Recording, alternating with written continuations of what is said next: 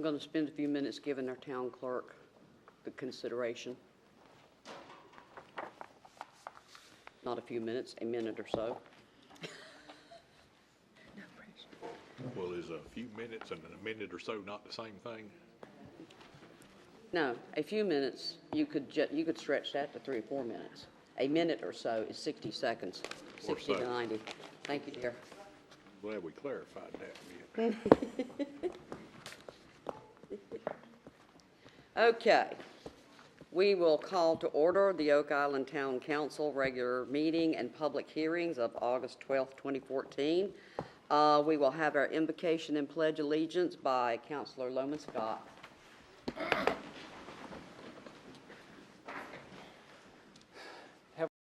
Heavenly Father, we'd like to take this opportunity to thank you so much for all the blessings that you've bestowed upon us, for this wonderful place that we live.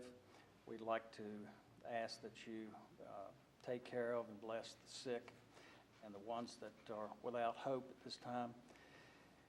We ask this in your name. Amen. Amen. I pledge allegiance to the flag of the United States of America and to the republic for which it stands, one nation, under God, indivisible, with liberty and justice for all. Thank you, Councilor Scott.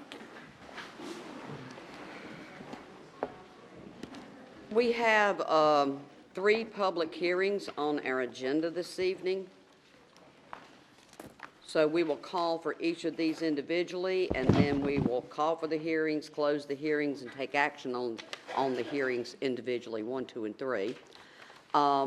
The first public hearing is to receive citizens' comments on a request to rezone North Middleton Avenue from R6A residential to CB community business between Oak Island Drive and the Swains Cut Bridge. On our sign-up sheet, I don't have anyone that has signed up to speak on this public hearing. Is there anyone that wishes to speak, please? Please.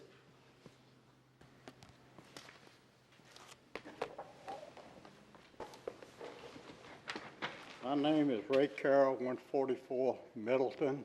I filed the application for this change. Per the CAMA, the town chose to buy certain lots from property owners in the corridor, but they did not offer to buy all of them. The state did not offer to buy all of them. The noise has gotten bad. It's become a very undesirable residential neighborhood. Also in the CAMA, it says that the town will protect the property owners on the island, on Middleton, from the excess traffic. Well, since the bridge opened, it's been 5 or 6 years, and as effective when I left the house at 5:15, the town has done nothing to protect us. It's not desirable. That's shown by the fact there hadn't been a single new house built on the road since it was opened. I keep hearing residential and commercial are bumping heads, but if you go down Oak Island Drive and you go back one thing and you get on the alleyway, there's residential, there's business. I don't see the big deal if you're not going to put up a wall on Middleton. A business that buys the land should have to put up a wall between First East and First West. That would make sense to me. You've got the property owners in a box. The town hadn't done what they said they would do to protect us. We don't have any options. If it doesn't go commercial to where we could sell it, perhaps commercial, you can't sell it residential. The people that are advertising stuff for sale now are advertising it below the property value. I've been trying to sell mine 1 year now, and I've had one person make an offer if I would do owner financing, which I don't want to get into. The town owes us property owners a resolution to this. I started with the town council in October of 2013, and hopefully tonight I'll get an answer. Thank y'all very much. Thank you, sir. Is there anyone else that wishes to speak, please? If not, Chair will entertain a motion to close the public hearing. So moved. So moved by Councilor Scott. Do I have a second? Second. Ms. Councilor Kaiser. All those in favor, please. And it is unanimous. Do we have a motion to take any action on this rezoning request, please? Hearing none? Madam Mayor, I just have a few questions. Mr. Carroll brought up the point that it is in our CAMA land use plan that the town will protect homes and lots designated as residential along Middleton Road from increased traffic resulting from the second bridge. Well, first of all, I don't know how anyone envisioned that to be done, but yet here it is in our CAMA land use plan. Also, excerpt from the CAMA land use plan. There are plans for the construction of an earthen berm along the island side of the bridge corridor for buffering. Nothing's been done about that, and I don't know what type of buffering could be done, but I'm just wondering if, I mean, where I am is that before we make a change from the current zoning of residential to a different zoning of commercial, I mean, if we would do that, then that impacts the residential areas on First Street East, First Street West. And so I just think that before we do make a move, we need to have some plan. And I mean, I feel for these people, I do. But I feel that we need to have more of a plan before we take a step. We may have to figure out what to do, and I'm not an encyclopedia on this issue, but I do know that back in the day, and we've always heard about the bridge corridor plan and the land use plan. Back in the day, I believe there were plans to put in that earthen berm. There were goals and envisions of the town actually purchasing that right-of-way from the DOT, or even purchasing those lots from the DOT. The way it turned out, the town never had the money, the council never took any action on purchasing any of that right-of-way. In fact, they gave the right-of-way to the DOT. The DOT required it when they put in the new bridge. And so now the right-of-way for the DOT butts up to the property owners. There is nowhere that the town has the authority to put in an earthen berm, because the DOT certainly is not going to let us put one in. And the angle of an earthen berm, it would take up almost those entire properties. So we would have to do, what is it when you take somebody's property? Eminent domain? We would have to do eminent domain and be ready to spend the money to buy those properties and put in the earthen berm. Madam Mayor, I'd like to point out possibly too, that since it is a state right-of-way and the state does set up sound barriers, it might be good that possibly we get with DOT to see what they suggest, or maybe even take care of it. It might be. Would you mind getting with our development services and contacting the DOT and ask if there is any method of putting up some sort of sound barrier or earthen berm there in their right-of-way? And too, but if you'll notice on any of these major highways in these cities, they put up these walls around it just for that purpose. Oh, you go through Charlotte on the I-485. Do what?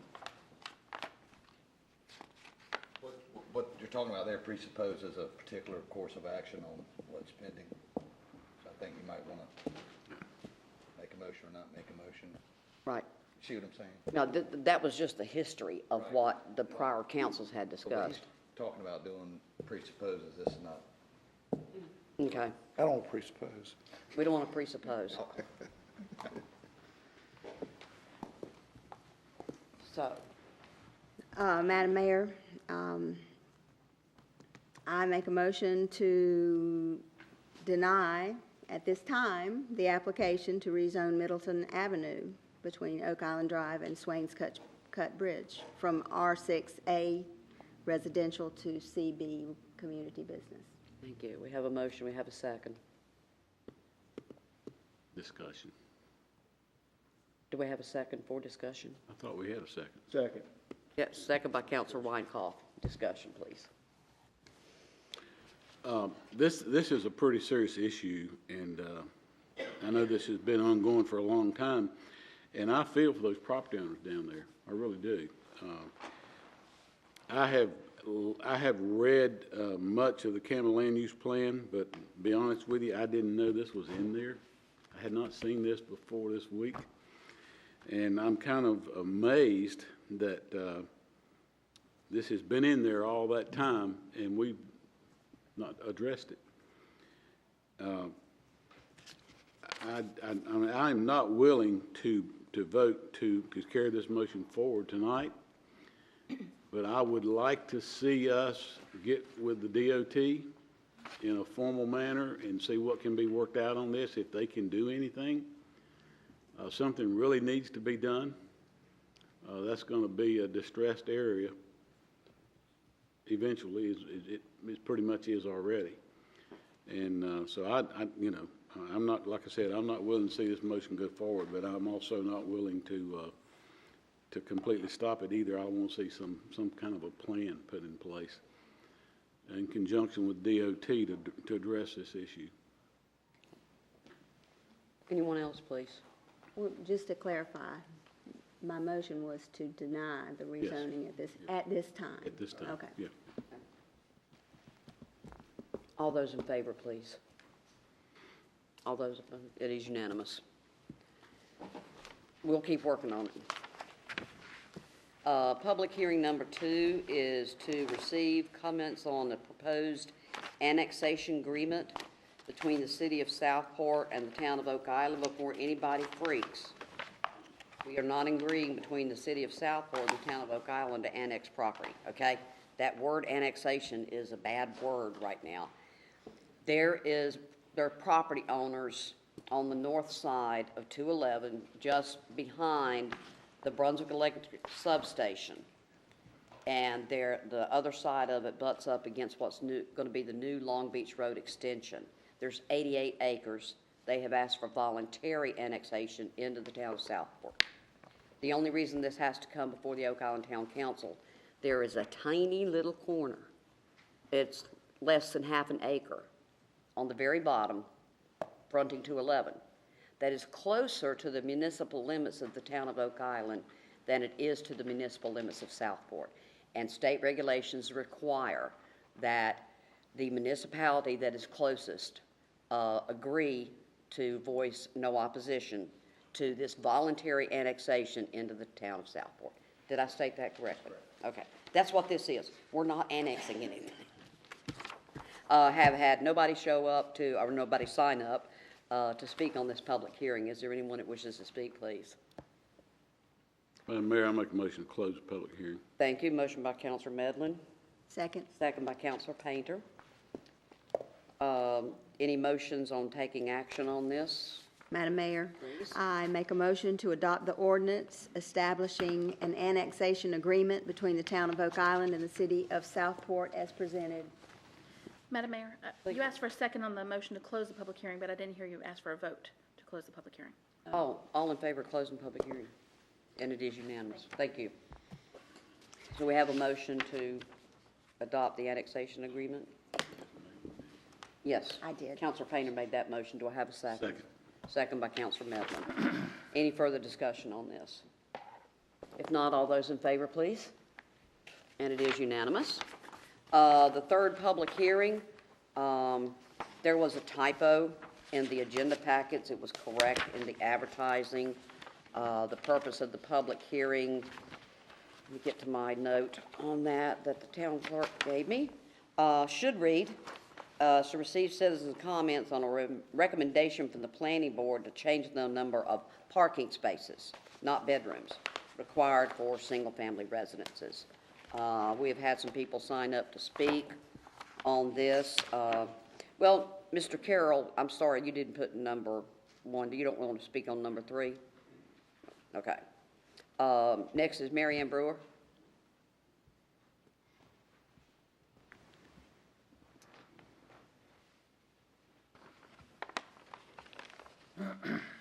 Mary Ann Brewer, 3542 East Pelican Drive.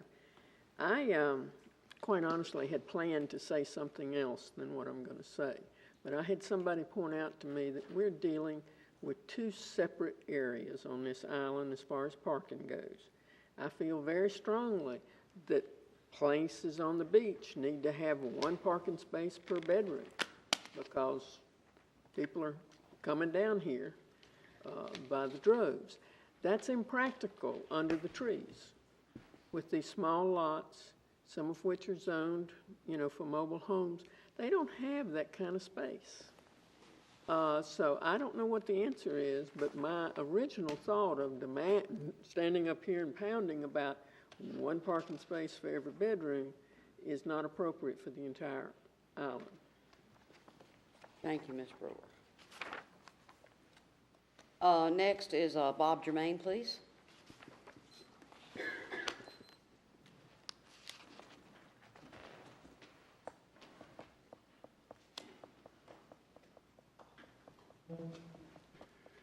Bob Germain, 6610 Kingsland Drive.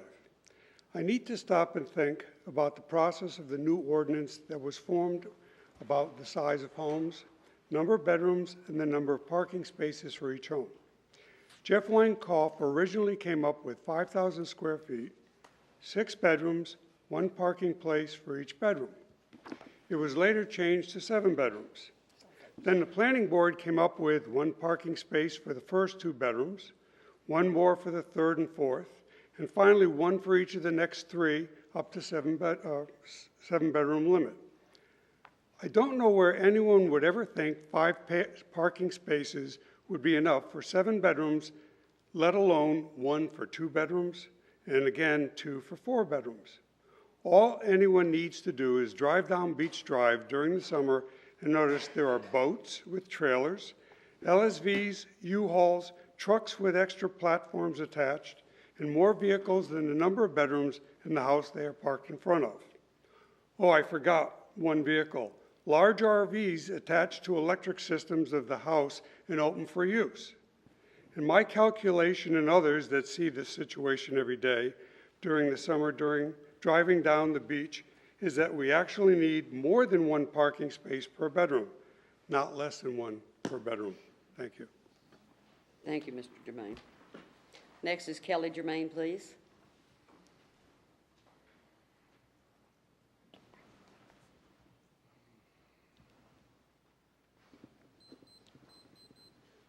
Good evening.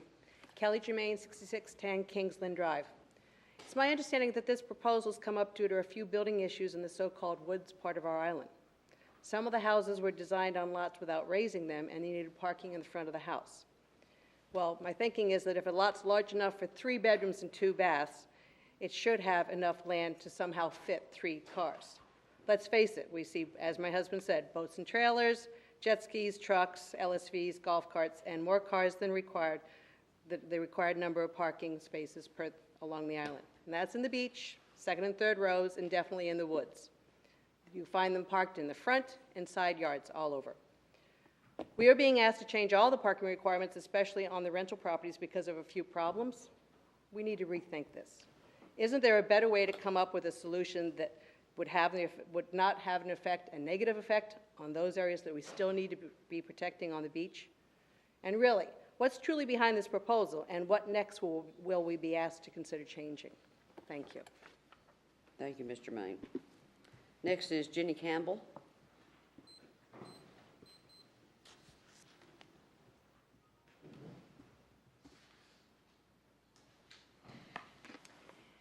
Good evening. I'm Jenny Campbell at 6602 Kingsland Drive. The present ordinance requires that each new home provide 1 parking space for each bedroom, which was adopted in an effort to address the lack of on-site parking spaces for vacation rentals in the beach and adjacent areas, and this should not be revoked. The Planning Board proposal to repeal the newly adopted parking requirements is a total reversal of the requirement to provide adequate on-site parking. Their request is in the guise of protecting pervious surfaces and vegetation, which has not been much of a concern on newly built oceanfront homes or in banning clear-cutting of lots. The obvious solution is to reduce the number of bedrooms, thereby reducing the number of parking spaces required. Generally speaking, the problem is caused by home designs which are too large for the lot size. The existing number of parking spaces presently required is appropriate for the beach areas such as Zone R7, since vacationers often bring multiple cars along with multiple families. The recently adopted ordinances are applicable to the entire island because a separate designation of vacation rentals was proposed and subsequently dropped. It's arguable that an increased parking requirements may not be necessary for the smaller homes on the island's interior areas, which are not predominantly rental properties. The Town Council may wish to consider a lesser requirement for smaller homes only in the interior areas, such as retain the present parking requirements for homes in the R7 zones and for all 4-bedroom and larger homes, 1 bedroom, 4 space, regardless of where they are on Oak Island. Decrease the parking requirements for smaller homes on the interior lots outside of Zone R7 to 2 parking spaces for a 1, 2, and 3-bedroom home, 4 parking spaces for 4 bedrooms, and so on. In other words, at 4 bedrooms, you continue to require 1 space per bedroom. 4 spaces for a 4-bedroom home are easily achieved with a raised home for under-the-house parking. If the trend is toward building larger homes, i.e. 4 bedrooms or more, in the interior, the existing parking requirements are appropriate. The larger the homes, the more likely they are to become rentals. If there are very few 1 to 3-bedroom homes built on the island, this revision may be unnecessary. I do not have the data on this issue. It was never the intent of the additional required parking should decrease green space, but it was to provide adequate on-site parking for vacation rentals. The existing number of parking spaces required is appropriate because it will assist in limiting over-large homes and occupancy rate in relation to lot size, as well as overuse of existing sewer capacity throughout the island. I just want to informally ask, I just wonder what kind of information the Planning Board provides the Town Council when they ask for this kind of a change. Do they give them the number of permits that were required, the number of permits that were turned down, why they were turned down? In other words, is this a big issue, or were there just a few houses? Are there a lot of 3-bedroom houses being built, or most of them 4 and over? Thank you for your consideration. Thank you, Ms. Campbell. That's all who've signed up to speak on this public hearing. Is there anyone else that wishes to speak, please? Madam Mayor, I do have 2 submitted comments. One is from Roger and Ivy Mason. There's not an address given. Town Council, we see you're trying to build more mini hotels by reducing the parking requirements. 1 parking space per bedroom isn't enough. Don't lower it. No more mini motels. No more mini hotels. And the other comment is from Victoria and John Still, 6608 Kingsland Drive. Mr. Cook's suggested change in the parking ordinance as adopted by Council in May is unrealistic and counterproductive. The direction Mr. Cook suggests regarding parking requirements is at odds with the facts. Rather than reducing required parking, Council should increase the requirement. A minimum requirement should be 1.5 to 2 parking spaces per bedroom. In today's world, it is common to see 4 to 8 vehicles parked at relatively small houses and 10 or more at large houses. In addition, vehicles such as SUVs and pickup trucks are much larger than they were a few years ago. This week we have had a situation near us where the vacationers had to park an RV in the Kingsland Drive right-of-way because the parking area of the 5-bedroom house could accommodate only 5 of their vehicles. Last week, we also noted 13 vehicles parked around and across the street from one of the new houses at the site of the old pier. It is common for the houses in the western end of West Beach Drive, close to the Point parking lot, to have 8 or more vehicles parked. We could cite many more examples, and anyone who spends significant time here has made similar observations. Have any of you driven the length of the island during the rental season? We're not sure what the relevance is of Mr. Crook's assertion that the majority of new houses being constructed on Oak Island are 3-bedroom, 2-bath structures. That may be true in some areas, but certainly not in the beach area. The plentiful new construction on, for example, Beach Road or Dolphin Drive consists of much larger houses. If you want to reduce parking requirements, fine, as long as it does not apply to the beach areas where it desperately needs to be increased. As far as Mr. Crook's concern about the excessive removal of vegetation, that is easily addressed. Simply limit the ratio of impervious surface to total lot size. Many communities do that, and Oak Island once had, and maybe still does have, such an ordinance. Please recognize and protect the interests of residents and property owners with regard to this issue. Thank you. That chair will entertain a motion to close the public hearing, please. Madam Mayor, I move to close the public hearing. Motion by Councilor Painter. Do I have a second? By Councilor Winecoff. All those in favor, please. And it is unanimous.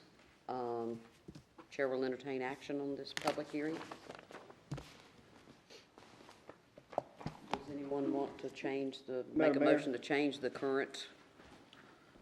I'd like to make a motion to direct staff because in May, can I make a comment? Please, yeah. In May, when we adopted this 7-bedroom and a parking space for every bedroom, we said this was going to be temporary. We wanted to give staff time to work on a comprehensive ordinance that would address everything on this island. Beachfront, the wooded area, and commercial. That was the whole intent, to address everything, because we knew one ordinance really wasn't going to cover everything, especially in the wooded areas. It's been May, and I don't know if this has even been addressed. And we're trying to bring something back to patchwork, which is done plenty of times in the past. And I'm not in favor of patchwork anymore. I want a comprehensive ordinance. And I make a motion to have the staff work with the planning board to bring council a comprehensive ordinance that will address every need we have on this island, from trash cans to parking in the beachfront, in the wooded area, commercial, and have something that will grow with this island instead of us trying to patch everything. We have a motion by Councilor Winecoff. Second. Second by Councilor Scott. Any discussion on that motion? If not, all those in favor, please. And it is unanimous. Mr. Foster, if you would please get with staff and the planning board. I certainly will. There's something else to do, but I agree it needs to be comprehensive. Okay, next we have council reports. Councilor Kaiser, please. No report, Mayor. No report. Councilor Scott. No report. No report. Councilor Medlin. Councilor Painter. 2 quick things. We do not have any item on the agenda tonight to address changes to the animal ordinance, but they are being worked on, so I anticipate we will address those at our next meeting. The second announcement is that the Brunswick Beaches Consortium meeting for August, which would normally be on August 21st, has been moved to August 28th at 10 a.m. at the Baptist Assembly, their meeting room. Okay. Public's invited. Public is always invited to those BBC meetings. Those are interesting. Councilor Winecoff. No report, Member. Okay, as always, real quick, August 30th, we have our Labor Day surf-off. This is the first year that the town of Oak Island is sponsoring this event. I don't know who the prior sponsors were, but they had done it for 10 years and they pulled out. And it was such a popular event that the manager agreed that our Oak Island Parks and Rec Department could stage this event. It's August 30th at the Ocean Crest Pier, begins at 8 a.m., and that's where they have all those different stages. You see 5-year-olds out there on surfboards. Also, on August 30th, from 9 a.m. to 4 p.m., we have our annual Arts and Crafts Festival. And a lot of the jewelry you see me wear, especially the ones with the turtles and so forth, I get it at that Arts and Crafts Festival. They got some great stuff. August 22nd to 24th, they're holding the Chamber of Commerce, Southport Oak Island Chamber of Commerce is holding Flock to the Beach, and it's PHLOK. It's a Jimmy Buffett-style beach bash, and most of these are tournaments held at the Oak Island Pier, and we have art on the apron at the Cape Fear Regional Jetport. They have entertainment, food and beverages, concerts. The advance tickets are $10 and at the door $15, and you can get them at the Chamber of Commerce or through the website. I put some printouts over here on the table about all the events. It's just going to be 3 days full of events and entertainment and contests and such.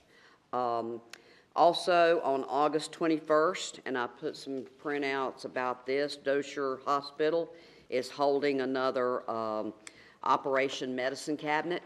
Clean out all of your medicine cabinets of unneeded and unused drugs and those that are out of date and take them up there. They usually end up taking in thousands. And I'll let everybody know, usually our Community Watch holds it at the Food Lion that same day, but we'll have to let you know. I didn't get a chance to check with them to see if they were going to hold it that same day. So that is August 21st, 9 a.m. to 1 p.m. at Dosher Hospital, and you just drive through in that under that main entrance. They'll be there to take them from you. You don't even have to get out of your car. And that is my report. Next, we have presentations, proclamations, and recognitions. We have none. We do have one. Presentation. Oh, it's not listed here. It's not. Our auditor is going to give us our presentation on our annual financial report. And this will be posted on the website. The audit will be. It already is posted on the website. Okay, Madam Mayor, members of the council, I passed out the two-page synopsis basically of the cash balances, fund balances, receipts, and expenditures of the major funds individually, and then also the non-major funds, both governmental and enterprise combined on the two-page thing. Basically, I can read it out, the numbers. You can see it. Basically, what's happening is fund balances are going up, cash balances are going up, expenses are going down. The general fund started out with cash investments of $6 million. The revenues exceeded expenditures $1.1 million, so the fund balance end of the year is $6.3 million. That was the cash. The fund balance started out at $5.2 million. The cash started out at 4.8. The ending cash balance was $6 million. So the fund balance is basically reflected in that particular fund, and the fund balance and the cash balance increase are approximately the same. And then right below that's an analysis of the cash balance, what's available and what can be used in future periods. Under the other governmental funds there, I think the thing that stands out the most is the cash decrease, and that's basically because of the loan from the accommodation tax fund to the project. So that's what that is. The fund balance is basically the same, but the makeup of the fund balance changed from cash to actually a loan receivable. So again, there, that ended up with ending fund balance in those funds, and that's primarily the largest fund in that with the largest amount of assets is cash is the accommodation tax fund. There's about 3 or 4 small ones, but that's primarily what that fund is, or that group's made up of. Then going over to the water fund, at the top of the second page. Cash and investments increased from 3.2 million to right at 3.8 million. The revenues exceeded expenses by 1.5 million, of which there was a $930,000 transfer out to other funds, which was basically the the wastewater fund. So that is that the ending fund balance ended up right at $7.8 million, up from $7.3 million the year before. The wastewater fund had increases in cash due to more of the assessments being collected and still being on hand. Of course, these assessments are scheduled to be used in future periods for the paying the bond and the bond covenants. It's, you know, part of the bond covenants is they can be used as needed to pay the debt in the early years of the system. The revenues on the system actually increased from 5.6 million up to 6.4, and again, that's certain phases coming online that were online more either the whole year, where the previous year they were not online at all, but or came on sometime during the year. The expenses remain basically the same. The operating expenditures, they're actually down about 200,000, and the non-operating expenses there, which is the 3.6 million, most of that is interest.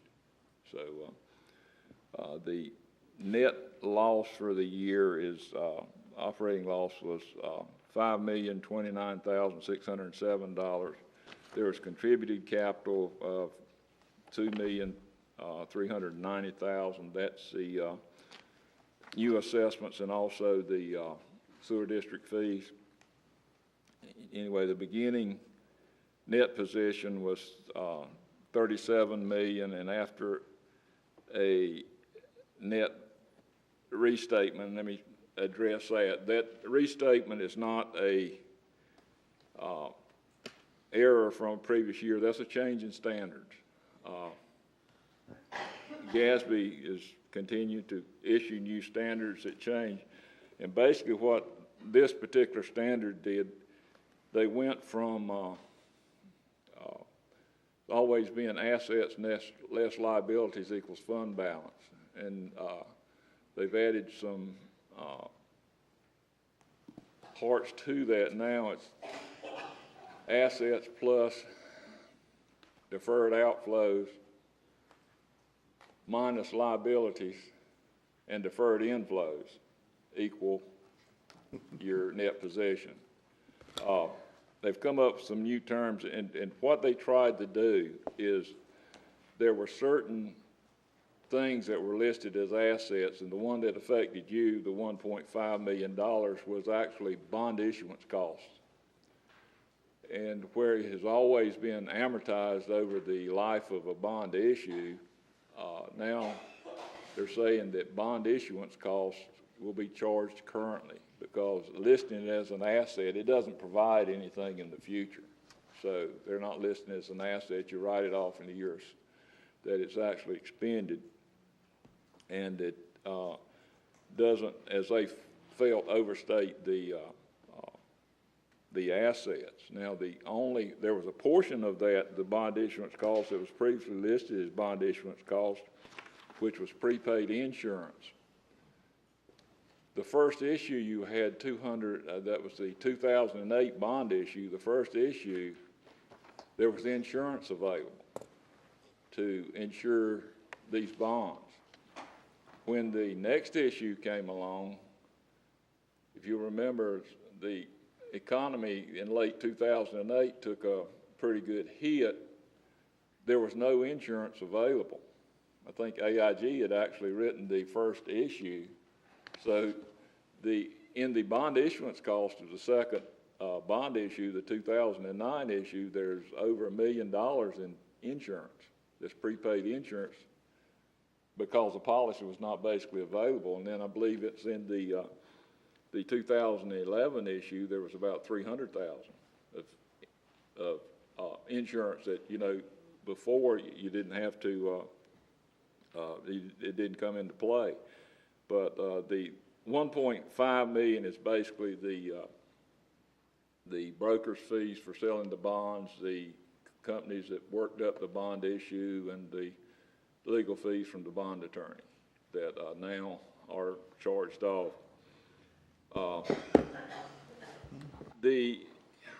Telling you what's coming down the pike, next year you'll see a change in that there are some liabilities going to be recorded on your books that haven't been recorded before. This is another GASB pronouncement. Basically, say in 2008, the North Carolina retirement system was fully funded, okay? It's actually 104%. They had more assets than they had future liabilities. Now it's 94% funded. And so what basically GASB has said that every unit that's a member of the system has a liability for future payments. So what they're going to do, basically, the simple answer is, and believe you me, it's not this simple, is, for example, if the town of Oak Island has 1% contribution to the retirement system and 1% liability, the funding will be recorded on the books of the town of Oak Island, okay? And that's not, I'm not looking for it to be a whole lot. It's not going to affect your budget at all. It's going to be the statements in front of the notes where, with the long-term debt, you know, basically with the budgeting process, you're only dealing with current operations. But there is a debt out there that sometime will have to be paid. And again, it's not, you might say that it's not going to be a very big liability. Why record it? There are some states that their pension plan or pension system's only funded like at 40%. If that were the case, it would be, you know, a huge liability for the town. But in North Carolina, I think the last valuations that were done, they were number 2. I think Wisconsin's number 1, but it's about right at 95% funded. There are some other things that have been, there were 3 exposure drafts that came out in May or June dealing with its OPEB benefits, and that's retirement or benefits paid after retirement. OPEB was recorded, what we started about 4 years ago, recording that. And the early rules in that, what you did was once you started recording it, of course, you already had employees, so you recorded past costs of employees you already had. You recorded them and amortized them over 30 years. The new OPEB drafts, and everybody's looking for them to be adopted. They won't go into the financial statements. I think now they're predicting the earliest will be like June 30th, 17. The liability would again go on your financial statements, and it's recorded in the notes in front. I mean, the governmental funds, it's only recorded in the Exhibit 1 there, but the enterprise funds, which are recorded on the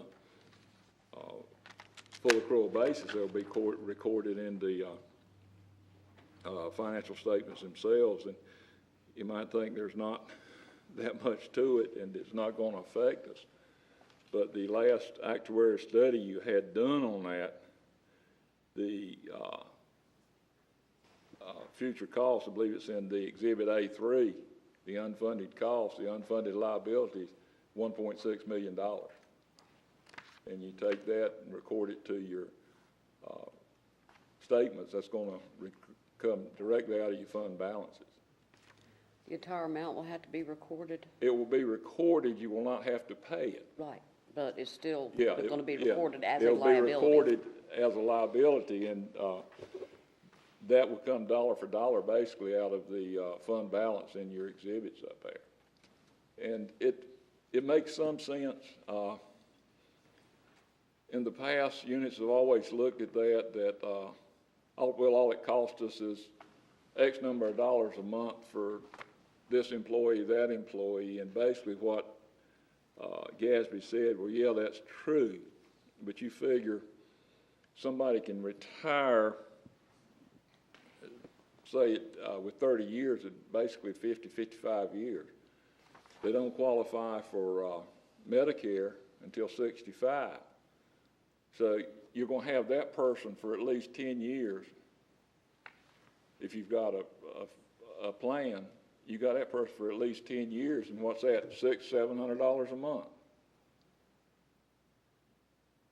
Then if you have benefits after retirement age, after 65, you can have 25 more years at $200 or $300 a month. And what the studies are doing is trying to, as an employee works, recording his costs if they work and not when you're paying. Because if you have the benefit, you're going to pay it eventually, and they just get it out. So the liability is taken into consideration when you go to borrow money and where you are, and it's you need to, you've cut employees, you've cut salaries, so you're going to be going down there, but some of the requirements in the draft or the proposals they've got out there that are going to change it because of the way that they are making recorded, and the ones that we're currently using, they're using what's called an open period on the actuarial. If you understand actuarial, you pay grades ahead of mine, but it's hard to, you're trying to say, well, 40% of your people are going to work to retirement, basically, and they're going to make this. You're going to assume retirement's going to be, inflation's going to be a certain percent, and then wages are going to be a certain percent, and then you've also got to, have an estimate of what medical benefits are going to cost, and it's. And the standard is just to get something. You've got some liability, and to get the best information on the statement, so you will have that. I would continue. You have to have a actuarial study. You can use an actuarial study for 3 years at your level. There is a way that you can. There's an estimate they call for small employers. I would not use that. I think it's too subjective, and if you've got errors in it, it would not. I think you're way ahead to go ahead and get the actuaries to tell you what your liability is, even with the changes that are coming. And so that's what you're going to see in the statements coming up. It's going to be changes. Say, well, recording the liability, well, if ours is 1%, all you got to do is just take 1%. But basically what happens, you're going to have to record the 1% for June 30th of 15 based on a year before. They have to have a year to get determine what the liability was a year before, and you've got a whole year of paying premiums and people retiring. So it's like I say, it's basically a certain percentage, but then it's whittled with 2 or 3 adjustments, to the later periods and all. And in Exhibit A3, it shows that our last actuarial valuation date was 2012. Mm-hmm. And we're coming up on the 2015 budget. Do we need to depend on the finance officer or you or the manager, someone, to give us a heads up that we need to have another actuarial study review? Yeah, that was completed? Well, yeah, but they do all these based on basically on the annual payroll reports, W-2s. So for the June 30th of 13 audit, December the 12th was current. Okay, you want to say? We do. The league has a program where they have a consultant that does the actuarial studies for those memberships among the league that want to participate. And we do participate in that. So we'll have another actuarial study this year again. We do it each year as a part of the audit.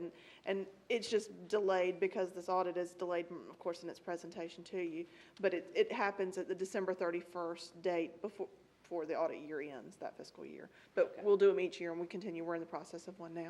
Okay, thank you. Are there any questions about anything in the audit, anything coming down the pipe? I did mention, and I hadn't talked about, on the transfers. Transfers is a hot object now with the legislature. They're getting in fact, there are some people I've heard at some of the seminars I've been that if you're doing transfers, there's certain grants they're not going to let you qualify for. The legislature doesn't like funding utilities with tax money, and they don't like funding the general fund with utility money. So what they are saying is you need to determine what the administrative cost of your utilities are. And this past year, there was not much charge to the utilities for the administration, when the administration, in fact, if you did a study, I mean, you go by the time at your meetings, a whole lot of the administration goes into the utility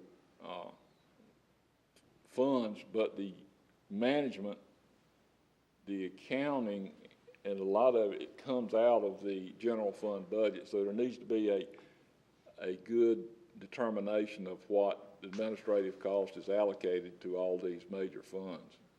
Because, like I say, they have said that if there are operating transfers, they will not, they probably will not be considered for certain grants in the future.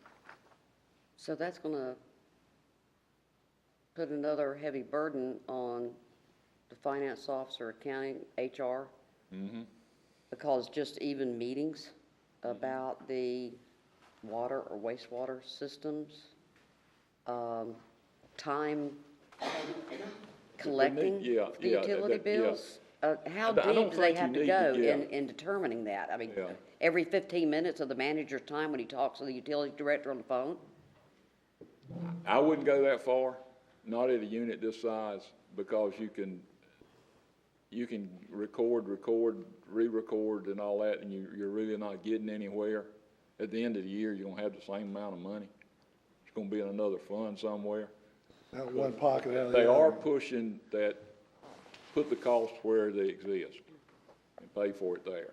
But in our particular situation, the amount of administrative time we have spent with this, as far as our assessments billing and all of this, that can make a major impact if we record that as operating expenses to Fund 64, the wastewater balance. And that is what has to be reported to the bond council to meet the bond covenants. Exactly. So, And that would wouldn't that directly affect the utility rates if we had to record that to the wastewater fund and pay that from the utility rates instead of the taxes? We'd have to calculate how much to reduce the taxes by the amount we increase the utilities? Correct. That's going to be confusing.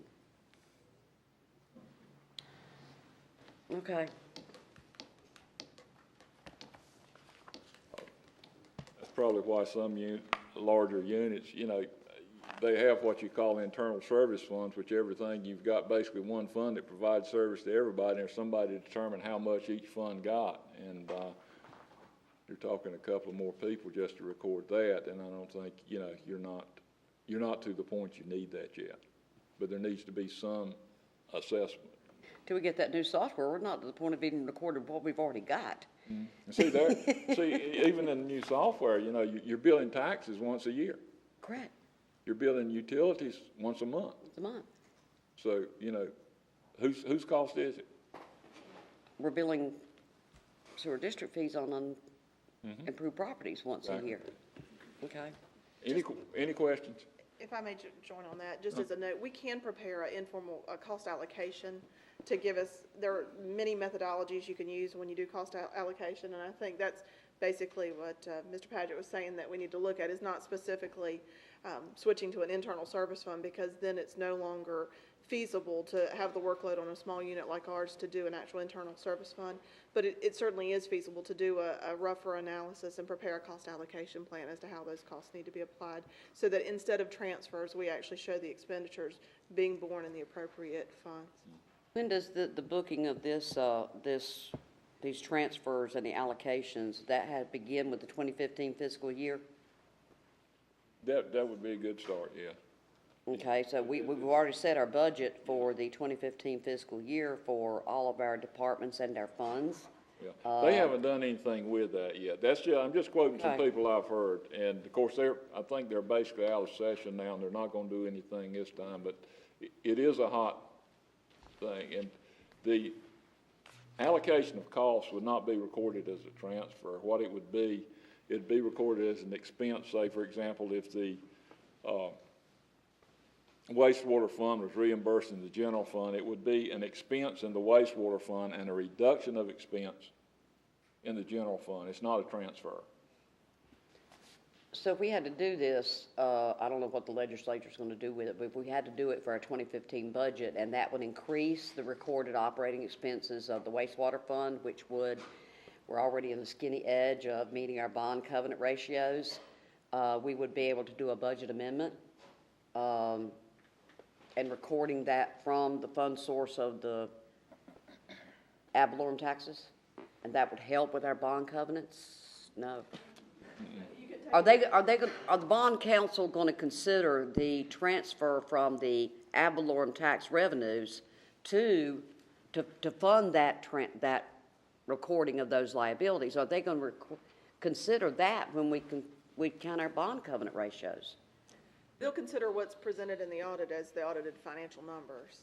Unless it's something that changes and there's new requirements that then come down, any reasonable method that we show, I think, and that we can argue is the reasonable method we're using at that time is appropriate. Okay. There's not a specific formula for how they'll count that. Okay.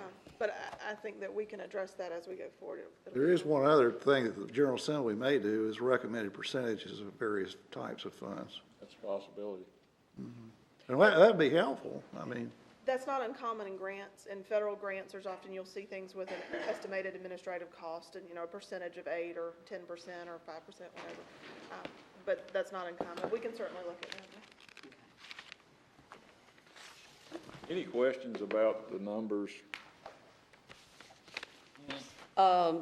Percentage of unallocated general fund balance to budget revenues. We always talk about that every year. We have struggled for years to get it up to 25%. It's been a couple of years at 21%. I think last year it was in the 30% range. This year is 41%. That's now that's a major difference from 3 or 4 years ago. I think it shows, as Minton said, cuts in expenses, not taking on any more debt, pay as you go for capital expenditures. And we don't want to get everybody happy because we've got this 41%, because we're facing possible use of those general fund revenues for a possible 50-year GRR project for a re-engineered beach project. But I want to make this a point, because I've spent the last 5 years with us struggling to keep it at a 25%. And now, because of the suggestions from the town manager and the agreement from the town council on his suggestions in reducing staff, reducing expenses, and collecting unpaid revenues, we're at 41%. On a barrier island, you can't forget too, it don't take but about 24-hour period. You can have a $3, $4, $5 million expenditure right down here in the ocean front with everything in the street down there. And currently we have an unengineered beach, so we cannot count on FEMA reimbursement for repair. Yeah, you can't go like the local government commission recommends 8%. You can't live with that because a lot of these costs FEMA, for the hurricanes, FEMA will pay, but as you know, it takes 2 years to get that, and the people. Well, it's improved tremendously in the last couple of years. At North Thompson, we ended up with reimbursement after Hurricane Irene. I think it was in 60 days after it was closed out. Not saying it couldn't be rougher, but it has improved. Yeah, it has improved, but you remember some of them days. I remember Diana, yeah, I remember that. Yeah. That was terrible. Floyd? But so, yeah, that is important, because you can't, you got the trucks lined up, ready to haul the stuff off the next morning, and you can't, they're not gonna wait 6 months until you can come up with the money. I would just like to give my compliments to the town manager, the finance officer, our employees in the positions of human resources, tax collection, every department head, every employee. They have worked diligently to try to work under a budget that has been cut to the bone, and they've come up with new ideas. They have worked to get uncollected revenues finally collected. I noticed we still have a 95% collection rate on our ad valorem taxes. We need to get that improved, but until the economy improves even better. But the last 3 years, 2012, 2013, and into 2014, we have seen a 180 on our financial position and the health of our funds that the council works with and the town staff and the manager deal with every day. I want to give them my major compliments on an accomplishment such as this in such a short time period. And now that I've said my piece and done all the talking like I usually do, does any other council member have any questions, please? I think our finance officer may want to do the layman, everybody can understand summary of what's just been said. For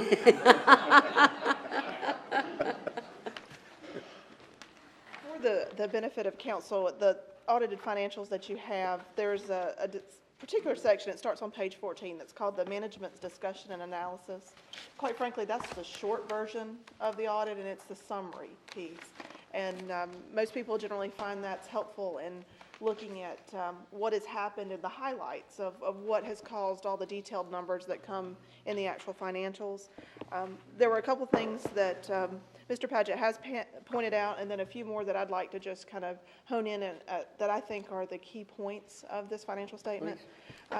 The town's net position at the end of the close of fiscal year 13 was $74.5 million, and that's basically our assets and things that are going to be paid later minus our liabilities and things we're going to get later. But so it's a position of $74.5 million. Of that, additionally, we have a fund balance position. That's something that a lot of times we go back to in the general governmental funds. Total fund balance of $11.5 million, with that unassigned, like we talked about, 41% of that being $4.3 million. One of the other key things that's in this MD&A that stands out to me, or Management Discussion and Analysis, we commonly refer to it as MD&A, is the total debt. And Ms. Huff laughing because she knows that I try to spell out those things for her when we're using the acronyms that others might not be aware of. The total debt is actually down $4.5 million in this audit than what we reported in our financial statements in the previous year. That's a lot of money to pay off over the course of the fiscal year. Another key piece that's included in this audit report in the MD&A is that the SPUR rating, which is the Standard & Poor's underlying rating, and basically that's the rating of our bond debt without considering any credit enhancements, without any insurance purchases that would have upgraded it. So the underlying rating was, of course, increased during that fiscal year, and that was the thing. It went from A- to A when they evaluated our financial position, and they gave us a stable outlook. So again, that's another major accomplishment for the town at that point. Another piece that was interesting to me and stands out is that the total primary government expenditures from 2013 were down 14.8% from the expenditures in 2012. 14.8%. Additionally, the increases in the user fees and decreases in expenditures and the additional folks that came online for the sewer system and the other business type activities helped to partially close the gap in what we needed to reach in revenues. But again, as Mr. Paget noted, there is still a net loss in those business type activities. And that is what we were anticipating would come in on this as we began looking at it, because the sewer assessments and sewer district fees were planned to front load that debt payment and help to ride down until the rates got up to the place where they could help to meet the system needs based on the most recent FFE. So I anticipate when the 14 financial statements come in, they'll start to show, again, continuing to close that gap as we work over the 3-year plan of doing so. And those were the key numbers that jumped out to me, but the decrease in debt, the decrease in the expenditures, the increase in fund balance, and increase in our net position. So just a few things that I thought may be helpful to point out. And one other thing too is the fact that she didn't factor in inflation rates, over the last 3 years, which eats away at about 200, I think it was around 230,000 a year, I believe, just based on the budget. So that's holding the rate with the inflation rate and then cutting 14%. So you're working on budgets without any inflation. So you're having to adjust So every that month, adjustment every day. is inside of it, exactly. The last year during our budget workshops, the council had the choice. We had the presentation from Deck Associates. We had the choice for the 2014 fiscal year of increasing all utility rates by almost 37%. That's 37% on every one of them, or spread that out over 3 years and transfer $3.5 million from our beach fund into our prepaid assessments fund to be used in the calculations of our bond covenants. No, ma'am, into the capital project, so Into the that capital project. our Thank sewer you. assessments wouldn't need to be done. Thank you. Yes, ma'am. The council imposed the 11.75% increase in fiscal 2014. We met our bond covenant testings. They also increased it 11.75% for 2015. We're on the skinny edge. We'll probably be okay with our bond covenants. We are performing in the most recent analysis. We're continuing to perform right along with the FFE. Okay. And keep in mind that for the fiscal 2016, there's going to be another 11.75% increase, everything else staying equal as it exists today.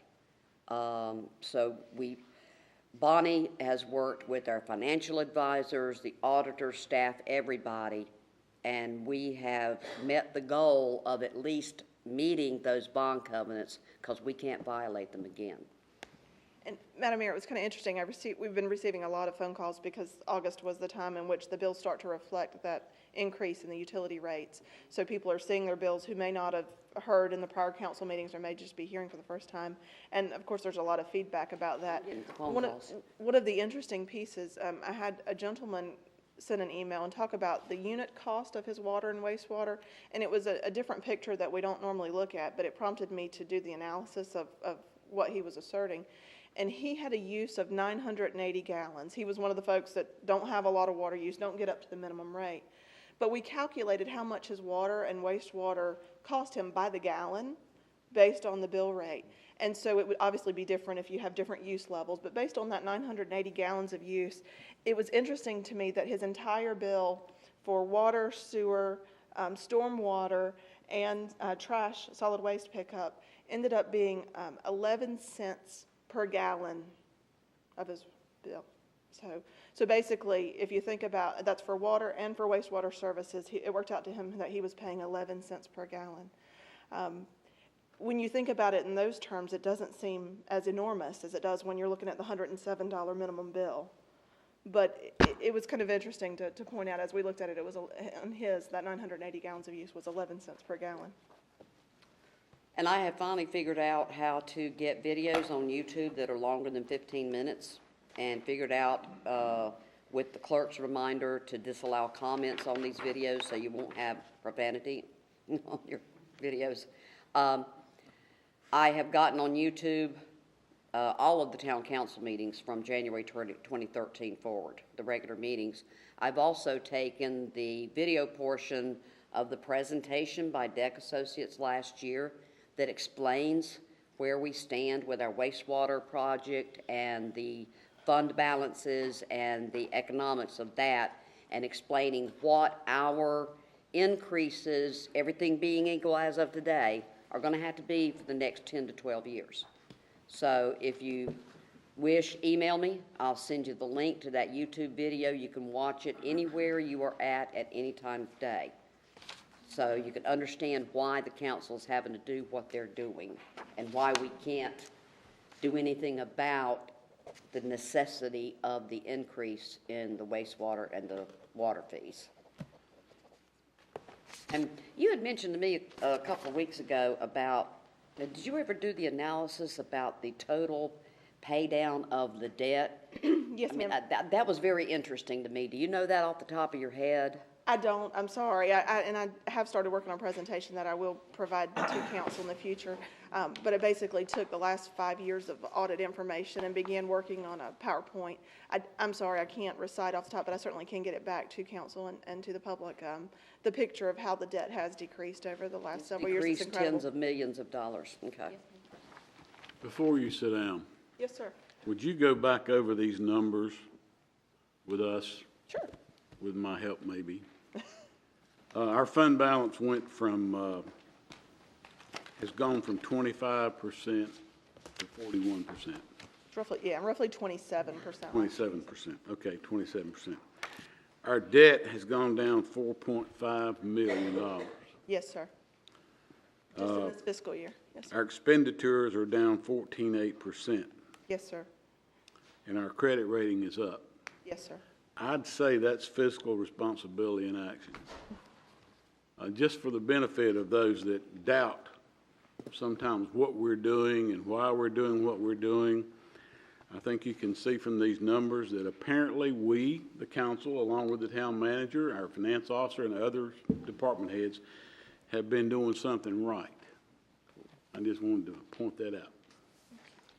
And I have people ask me, okay, you're in a better financial position. You're paying off the debt. You cut the expenses. Why aren't our rates and taxes being cut?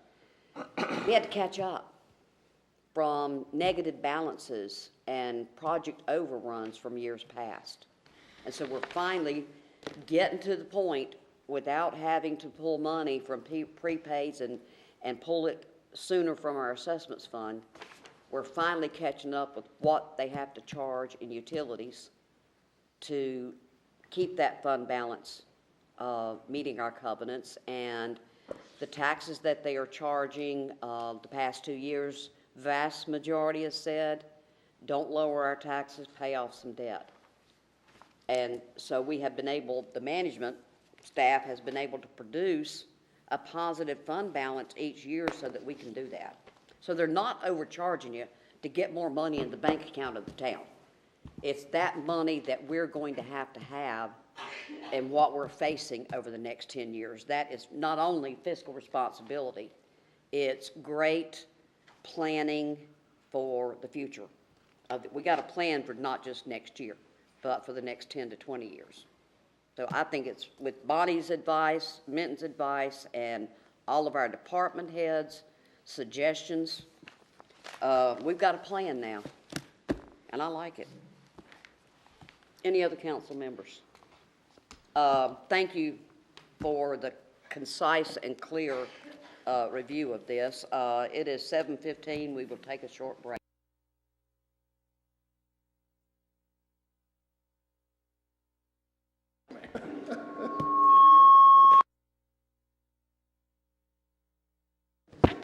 If everybody is ready, we will call the meeting back to order, please. We had our presentations and proclamations, and next is adjustment and approval of the agenda. Madam Clerk, do we need to note the 2 additional committee applications for the planning board? With council's consensus, we had an application after the agenda was produced by Robert Salim and also one by Martin Hawkins. In our packet, the applicants are listed in alphabetical order.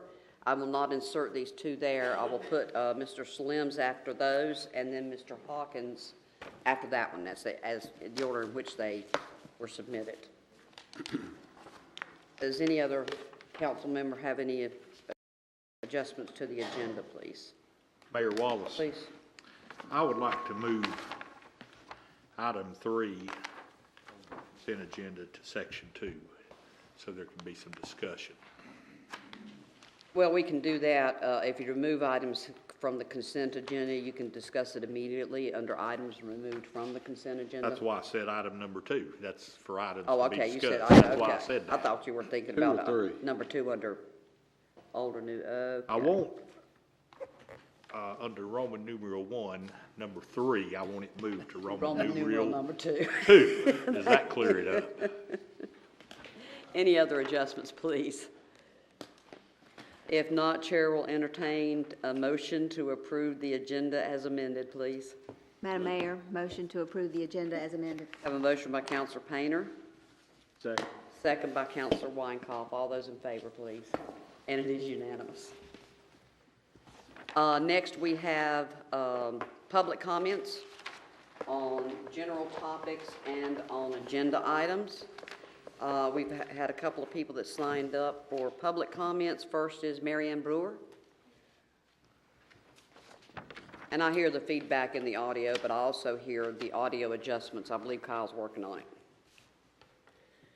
Mary Ann Brewer, 3524 East Pelican Drive. And as you may be able to guess, I want to say something about the rec department. I heard some people saying, well, there's nothing going on. Well, admittedly, for my age group, there isn't. But these people have been absolutely astounding in what they've offered in summer camps. Let me give you the list. Chefs in training. Sailing camp, which is in conjunction with the Cape Fear Yacht Club, was offered 5 times. Soccer camp was offered twice. Mission Possible. Golf was offered twice. Work of art. You should have seen some of the art. Camp Fantastic. A water party, which lasted a week. Fishing, skating, time warp sports and games. They get creative on the names of these things. Pickleball mini camp. Mad Scientist, experiments that rock. I saw the results of some of those. We're talking the build your volcano type thing. And surf camp, which was offered every week in conjunction with the Jack's Surf School. If my math is right, this is 32 offerings this summer. There were over 400 kids that went through there. Around 70% of them are children of Oak Island taxpayers. Some of the rest of them are children or grandchildren of taxpayers. Some of them are just because their families plan their vacation around these camps.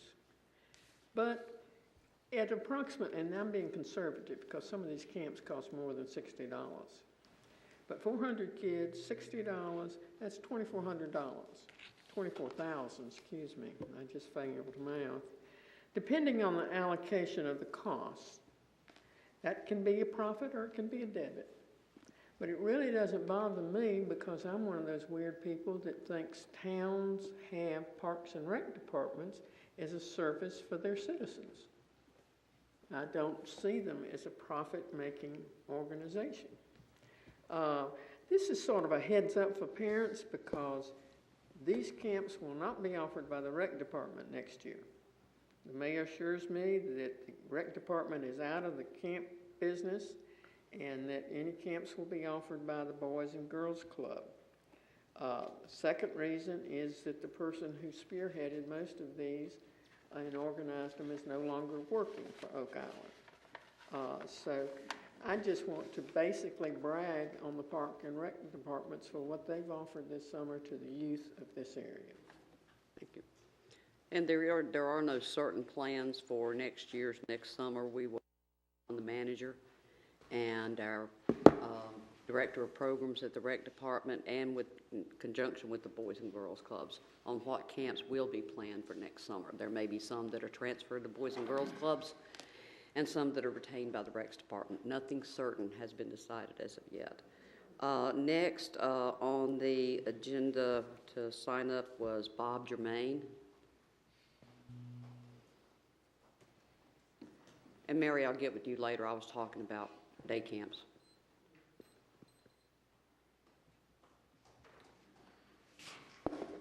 Bob Germain, 6610 Kingsland Drive. This has to do with right-of-way. I was at the Concerned Citizens meeting last night and got into a discussion about right-of-way parking.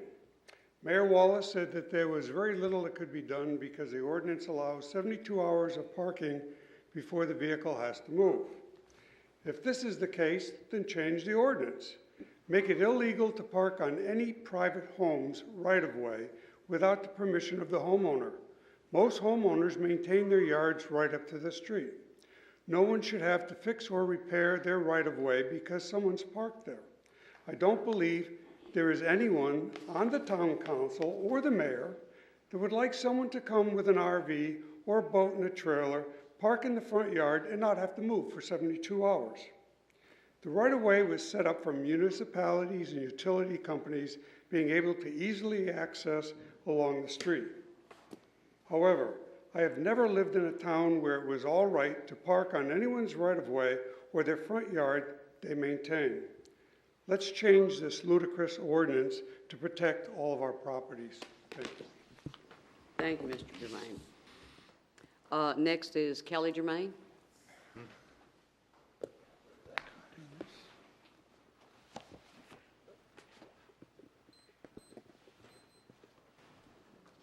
Kelly Germain, 6610 Kingsland Drive. I actually have 3 different subjects I want to cover. First, I want to thank you for finally addressing the trash situation. Tomorrow, Wednesday afternoon, I invite all of you to drive down Beach Drive and see how many blue polycarts are out there, and that they will stay there until Saturday pickup. Well, at least for now they'll stay, until we further confuse people with the every other Wednesday recycle. Please don't just talk about it, finally do something about it. The second subject is a concern about our safety of our bikers, walkers, and runners in our streets. Some streets do not have any shoulders to use. A couple weeks ago, my husband and I were walking down West Beach. We were walking in the bike lane, and I almost got hit by a car. The car drove too close and too fast. We reacted with a scream and the hands thrown up after they passed. The driver heard us. He turned around and drove back past us, yelling profanity out the window as he passed us. He then drove down to about 69th Place, turned around to face us again, driving our way. He moved over into the bike lane and came running at us in his car and pulled over at the last second. We were about ready to dive into the bushes. Imagine what would have happened had something been blocking the bike lane. I am asking the town to obtain better signage regarding the rights of our bikers, walkers, and joggers. In the town of Chapel Hill, where the university is situated, they also have a lot of pedestrians and bicyclists. Their signs tell drivers that pedestrians have the right of way. Why can't we do something? We have signs like this we could go ahead and post. I have a whole collection of them. You can go on the internet. They're really easy to get them. Watch out for pedestrians. Just the simple person walking in that sign doesn't really do it. You need to tell people that we have our rights. And the last thing is, when you're going over the appointments for the planning board, I would like for you to remember that we need more diversity. Not just backgrounds, be they either active or retired, that dwell on building, real estate, and rental properties. You have a lot of capable, intelligent people that are applying this evening. It's now up to you for the proper selection. Thank you. Thank you, Mr. Maine. Next is Sylvia Beck. And Kelly, I just saw the manager make a note for himself about those signs. I'm sure he'll get with the DOT. Sylvia Beck, 4836 Coastal Drive, Southport. What I'm going to talk about tonight is not on the agenda, but I wanted to tell you my personal feelings while they were still fresh. It's on paid parking. I canvassed my family and my friends who come down because we are technically day visitors to the beach, and we will be the ones paying for the parking. No one objects. Even the family, even the side of the family that is over at St. James and goes to 72nd Street. My nephew said, I don't care. I still do not want to park in the St. James parking lot. I had rather pay and park on the street. My teacher friends who are retired who come say it will not affect the quality of their visit to the beach to have to pay. They do spend money here. We're not technically the people who come in across the bridge, don't spend a dime, and leave our trash. They do spend money here. They said they would just bring a little extra to pay. They love the quality of the sand and the cleanliness of the beaches. And I just wanted you to know, because I know you're going on the field trip to look at other places. Folks, the money's got to come from somewhere to keep the beach the way it is. Now, it's a no-brainer to me to have people who use the beach pay for it. I don't know how the financial situation is really going to affect it on the money that we get from the company who's going to do it. But I think that we've got to look at this and perhaps give it a try. And I'm going to trust your judgment. But I do want to say that my family and my friends who come, who will be the ones paying, do not object, and they do not feel that it will affect the quality of their vacation. Thank you. Thank you, Ms. Beck. That's all who have signed up this evening to speak. Is there anyone that wishes to speak that hadn't had the opportunity to sign up? Madam Mayor, I do have one submitted comment.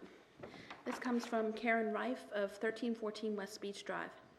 I do hope that there is an open discussion about fireworks on Oak Island at the August Town Council meeting. Unfortunately, I will not be able to attend. It is not my intention to rain on the fireworks that our guests enjoy. My concern is the safety of individuals and property. We have vacationed and owned property on Oak Island for over 20 years. Fortunately, Oak Island has been given the honor of a designated top 10 beach. This brings more guests and a better economy for our residents and business owners. It also brings more of a challenge for our police and fire departments by sheer volume. Our home is located on the second row. Each year we have witnessed guests setting off fireworks that are bigger than the average citizen should handle. They are set off from the rooftop of the home next door, the back driveway of homes to left and right of us, and front driveways of homes that are third row. I witnessed a rogue firework landing on the side step of a car in the driveway and prayed that it did not ignite the vehicle. No longer do we dare go into Southport to enjoy the presentation there for fear our home will be burned by these fireworks. A resident stated we should call the police and they would come. True, but as soon as they would leave, another will go off. I remember a time when the police would patrol the island, simply driving up and down the Strand. Guests were allowed to set off small fireworks over the ocean. If the winds were strong, even these were not allowed. Officers would give tickets or warnings in the event of unsafe practices. Guidelines were handed out at check-in and posted in rentals. It is ironic that fireworks are illegal in North Carolina, but sold in the parking lot of Walmart. That is truly a mixed message for our guests and residents. It will be impossible to prevent fireworks brought in via a purchase in another state. I hope the council will find a solution that will be a good compromise for all. Thank you, Madam Clerk.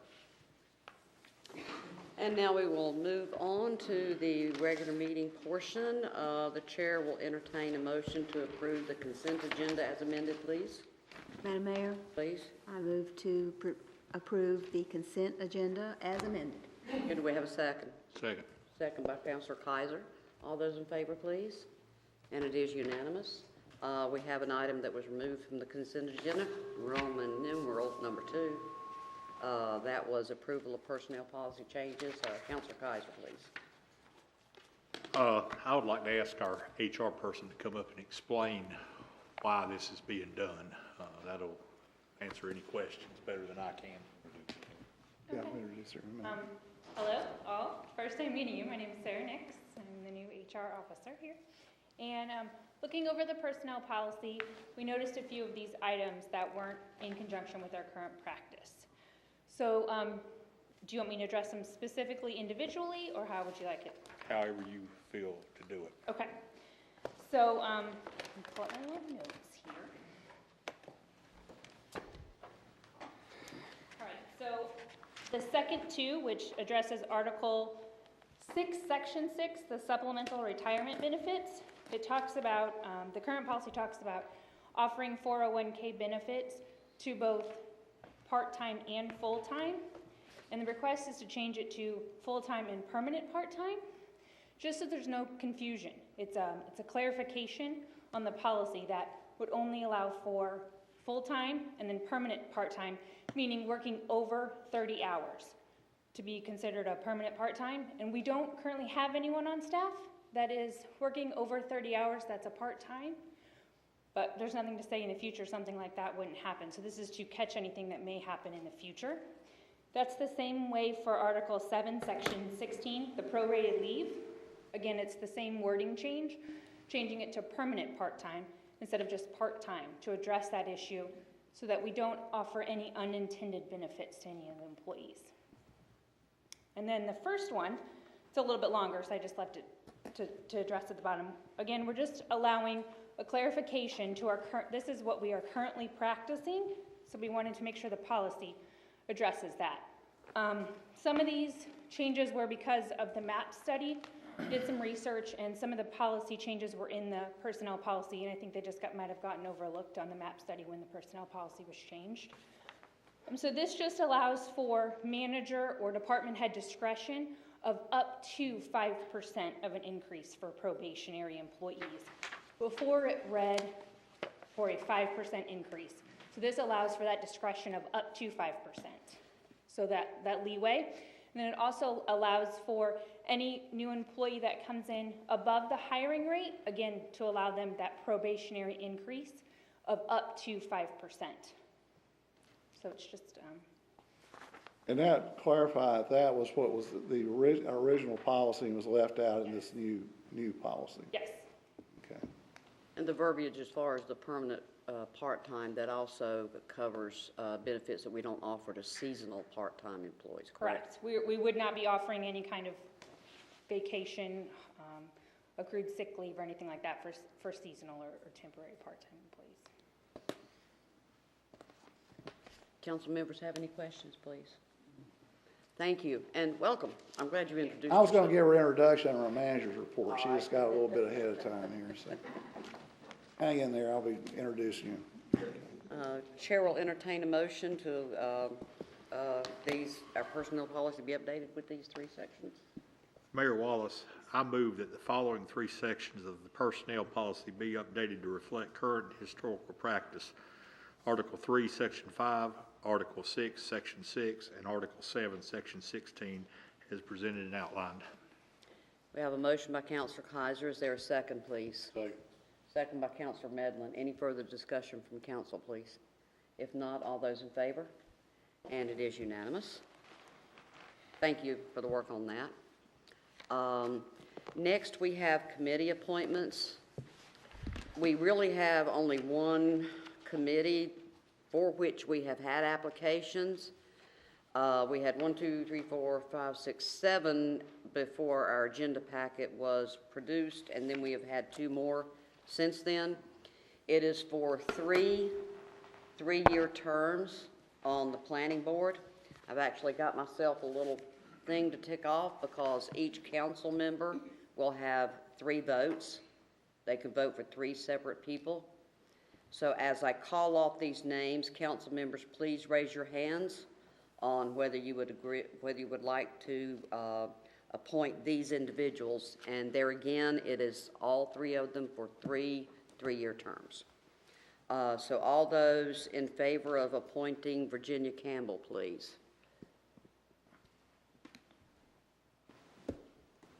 Okay, that is 4, so she is automatically appointed to the committee. All those in favor of appointing Helen Cashwell, please.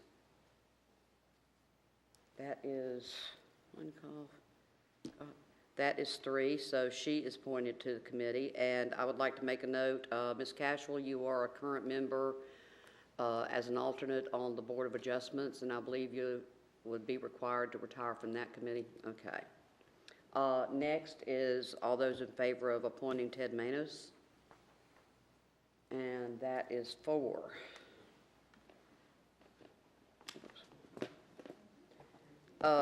Madam Clerk, since we have the 3 positions appointed from just those 3, do we need to continue with those in favor of the remainder of the applicants? In case they wanted to make their votes known as to who they want to vote for. All right. All those that would be in favor of Denise Pakula, please. Okay. All those that would be in favor of Ronnie Pickler, please. Okay. All those that would be in favor of Jim Snakenberg, please. All those in favor of Willie Williams. All those that would be in favor of Bob Salem. And all those would be in favor of Martin Hawkins, please. And Councilor Painter, only have you recorded as voting for 2 positions? I voted That's for. 3 now. Pardon? Ms. Campbell? And Ted Manos. Oh, okay, yeah, all right, I had scratched that one out. And Mr. Medlin, did you vote for Mr. Hawkins? I did. Okay, so that was 3 votes from you, so every council member had 3 votes, okay. Just want to make sure I got that right. And to everyone who applied for this committee, I think this is the largest number of applicants we have had for committee positions. Thank you. Please continue to apply for committee positions, and we will have other positions on the planning board that will be appointed in the next year or so. Please apply for those again. You just were in a large number of applications for this planning board. Next, we have committee reports. We normally have one from Roseanne Fortner for the Beach Preservation Society, but I don't see her here. Is there any, pardon? Golf Court Committee. The Golf Course Committee, please.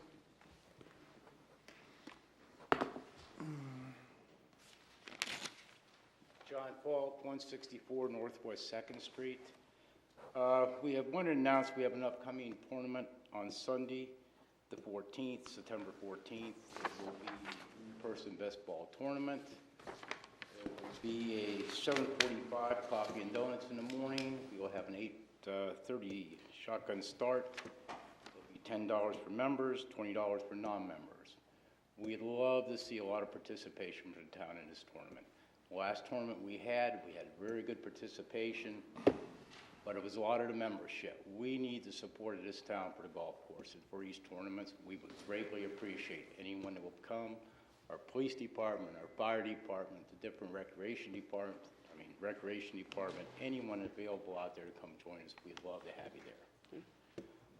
Couple And of what things. date was that? I'm sorry. Excuse me? What date was that? That is September 14th. September 14th. Okay. Do you plan? A few other things I'd like to bring up. As chair of the committee, I feel an honor to serve this town. The golf course especially, taking a little bit under my wing, and that's my baby right now to concentrate a lot of effort on. We are getting a lot of proactivity on it. We had a record-breaking day 2 weeks ago, but of course now that's gone down south a little bit with all the rain we've had, which has really hampered things.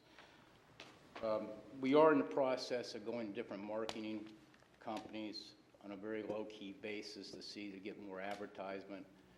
We must say we had the sign put up, which we just recently got a few months ago at the airport, the Jetport. I'd like to thank Howie for that also. But we've had a great response from them. I'm over at the golf course a few times a week just to talk to people. And I talked to people that have been coming to Oak Island for 8 or 10 years that never knew the golf course was there. They had their family there. We had another extended family come. They had 15 members of the family playing one day because they saw the sign at the jetport. And advertisement, we just got finally advertised in Tribune. So when we get our water bill, you're going to see the golf course advertised, of course, now.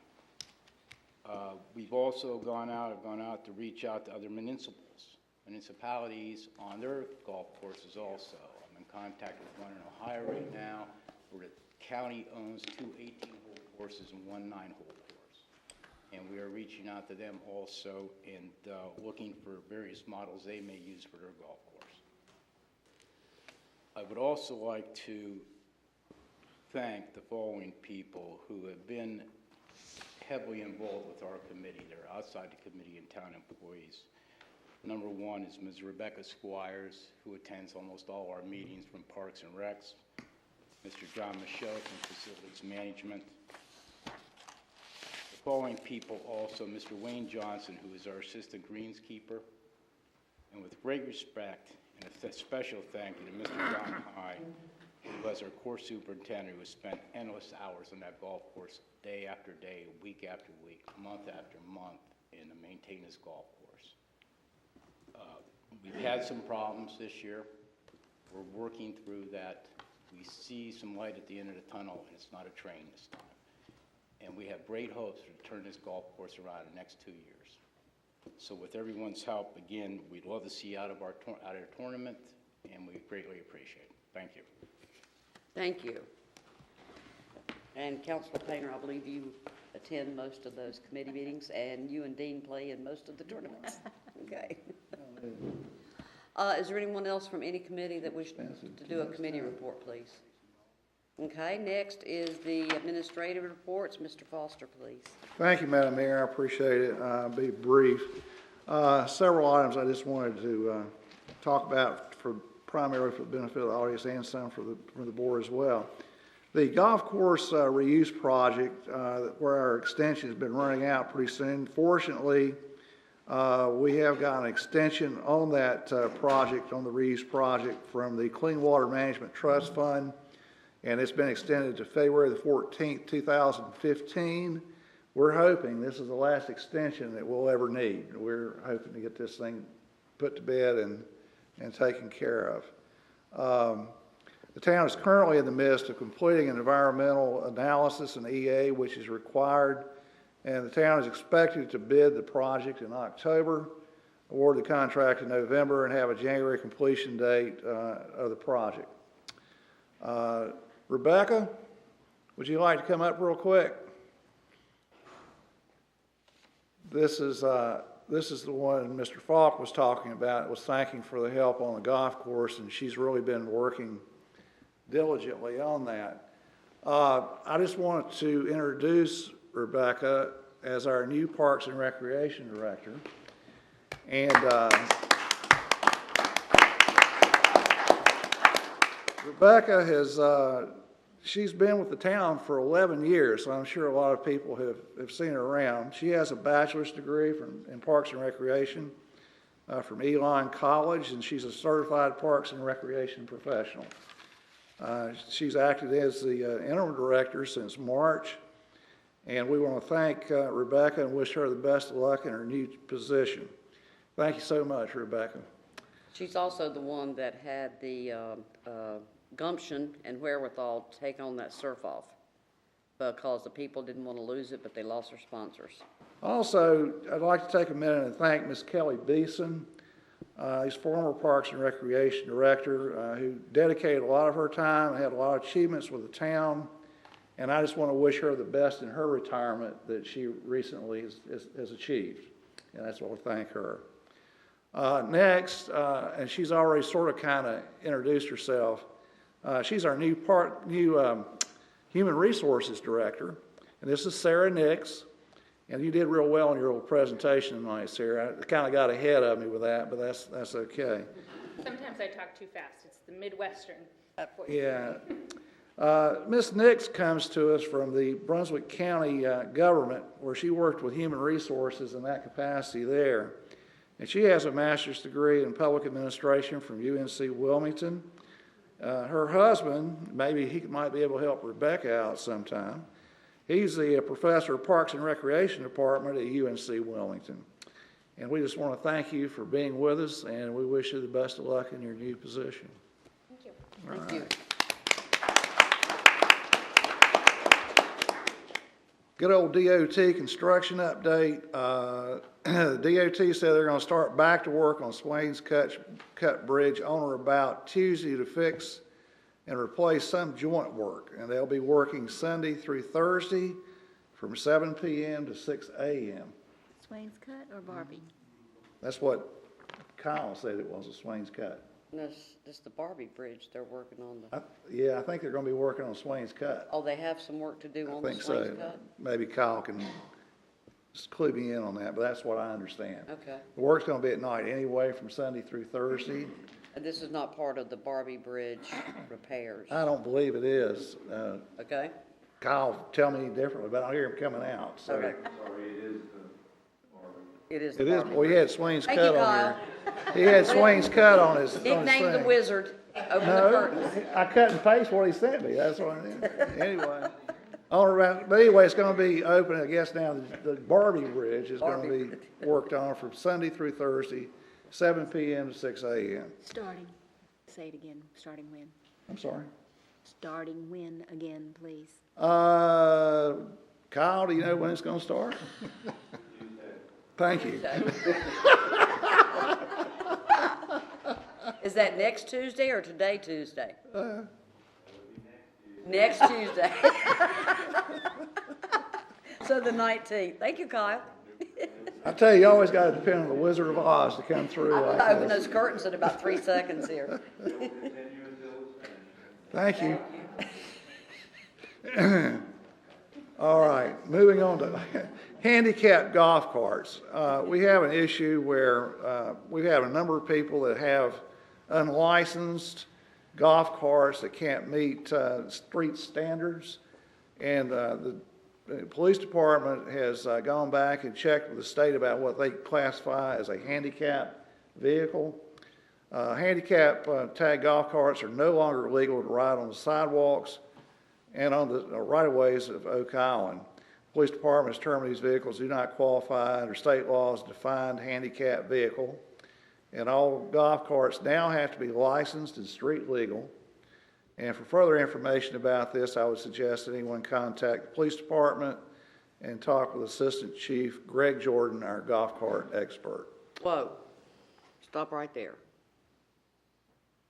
All of the people in town who currently have golf carts that are technically mobility assistance devices, they're no longer legal to be used. They have to get one of those hover rounds or something to use on the sidewalk. That's correct. When was that the state legislature? That's state definition, state law. Greg, you want to Okay, I just want to make sure that people understand that the town of Oak Island did nothing to end the use of golf carts as mobility assistance devices, and how are we going to get that word out? Because we don't know everybody that has those handicap stickers issued to them because it's issued by their doctor. This is the first I've heard of this. How are we going to get the word out? Okay, what has happened, the state has defined golf carts as a mobility assisted device. It is not defined as a motorized wheelchair. Motorized wheelchairs can be driven on sidewalks. Golf carts cannot. As a mobility assisted device, we regulate where they can go. If the town passes an ordinance, say they can be on sidewalks, they can go there. ADA recommends we don't do that. Anyway, as far as getting the word out, currently anybody we see on sidewalks, we're stopping them. We're giving them a brochure to state what the law is. And we're giving them some time to get used to it. We're not citing anybody at this moment in time until they, for lack of better words, become blatant about it. So. Why does the ADA recommend that we not allow the golf carts on and this is the only change, is they're not allowed on sidewalks? No, they have stated that we can regulate on sidewalks because of it's considered a narrow passageway, and it's dangerous for sidewalks to be in such close proximity to pedestrians. So we are not telling people they cannot ride their golf carts in Oak Island. We're telling them they can't ride them on the sidewalks anymore. They can ride them on the street. All they have to do is get in the street legal. So these people that we've got on the island who are genuinely handicapped, that depend on this for their only mode of transportation, now are not going to be able to do that unless they get it street legal. Correct. Well, I think we need to change the ordinance. I know for a fact that if they have a golf cart that has been used as a mobility assistance device, and you can check with Bob at Golf Cart Outlet, isn't that his name, Bob? Don? I know for a fact that you cannot take a golf cart that has been used and convert it to a street legal low-speed vehicle. They have to have a manufacturer's certificate, and they have to have had from the beginning an odometer with all of the speedometer, odometer, all of the street legal necessities on them.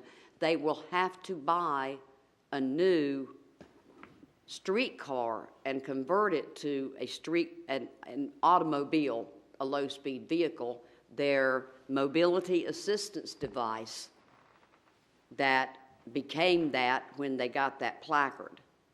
Placard has nothing to do with the placard for parking only. No, the rear view hanger placard for the handicapped. Parking only. It has no bearing over whether that golf cart can be used as a handicapped vehicle or not. It's for parking only.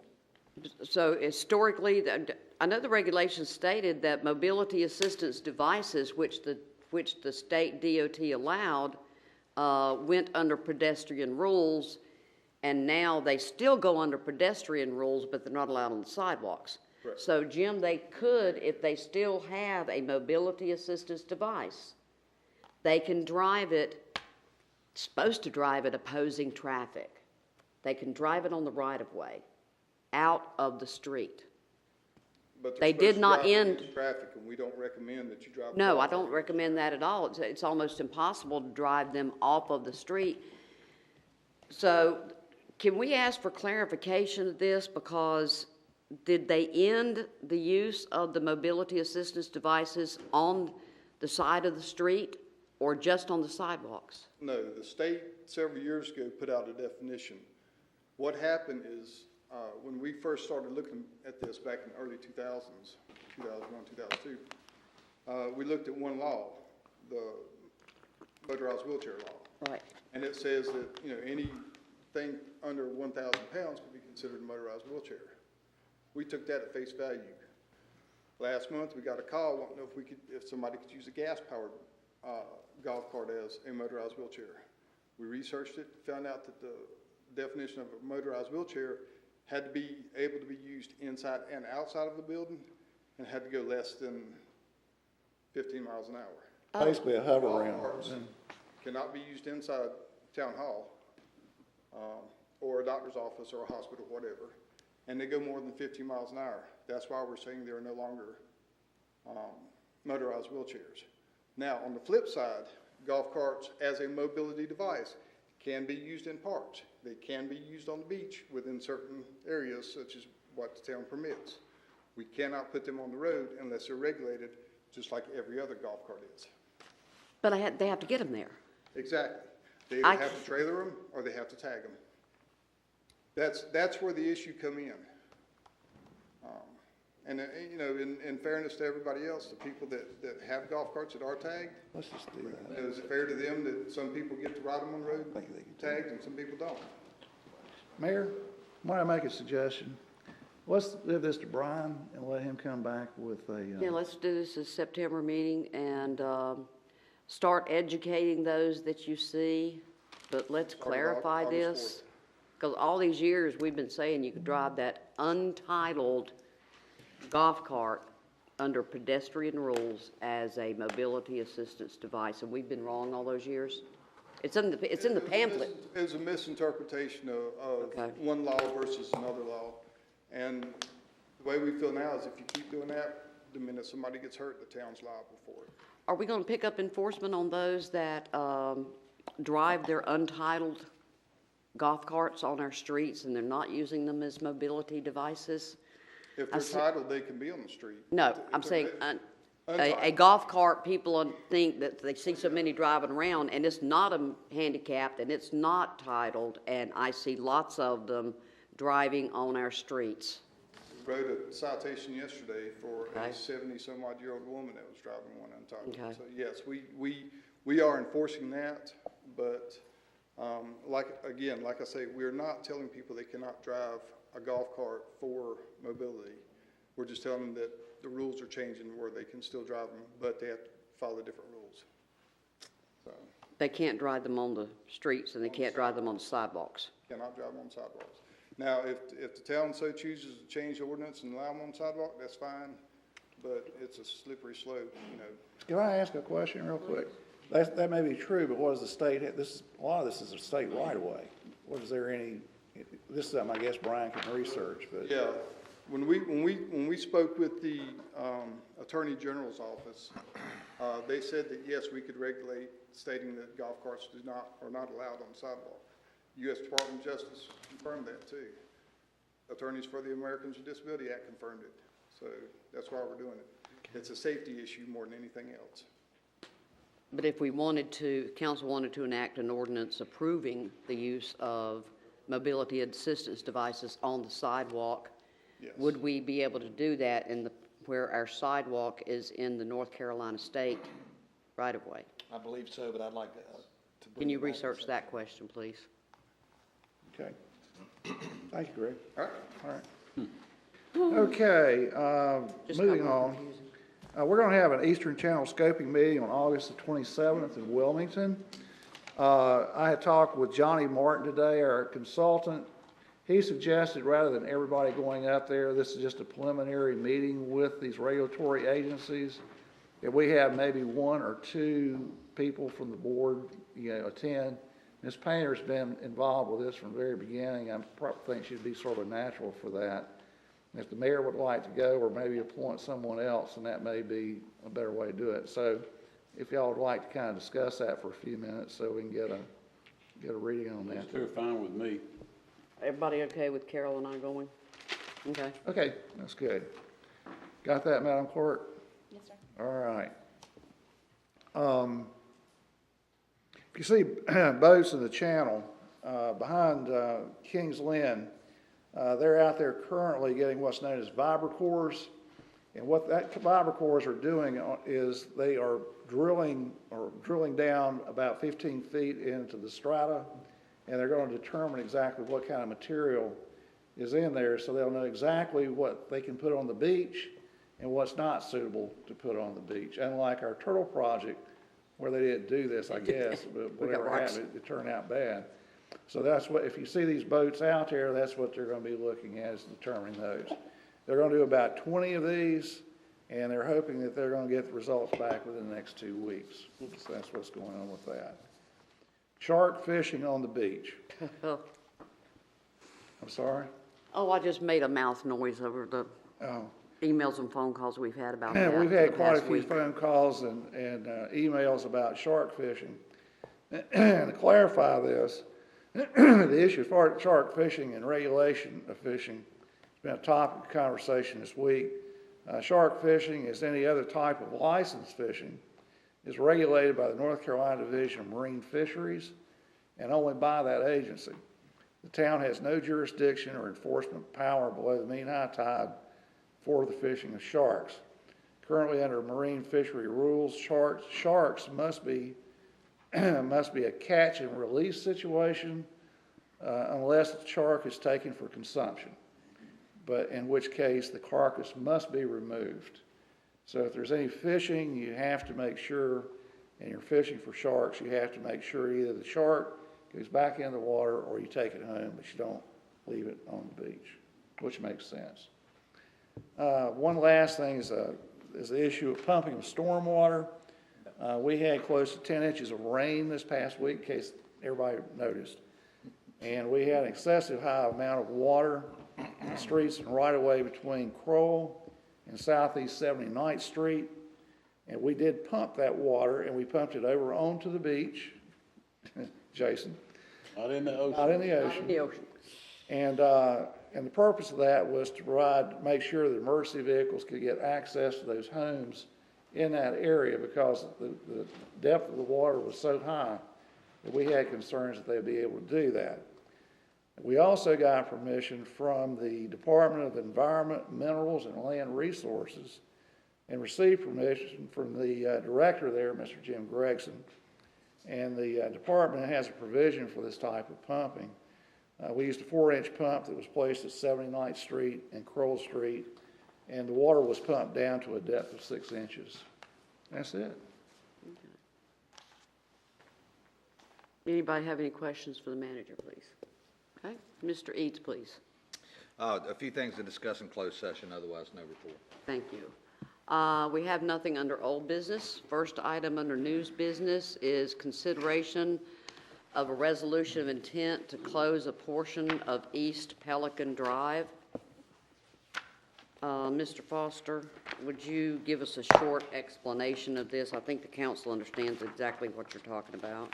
I will, but I think I'm going to ask Mr. Crook to come up, since this has been his project, as to what's going on with it. If you don't mind, Mr. Crook. I'm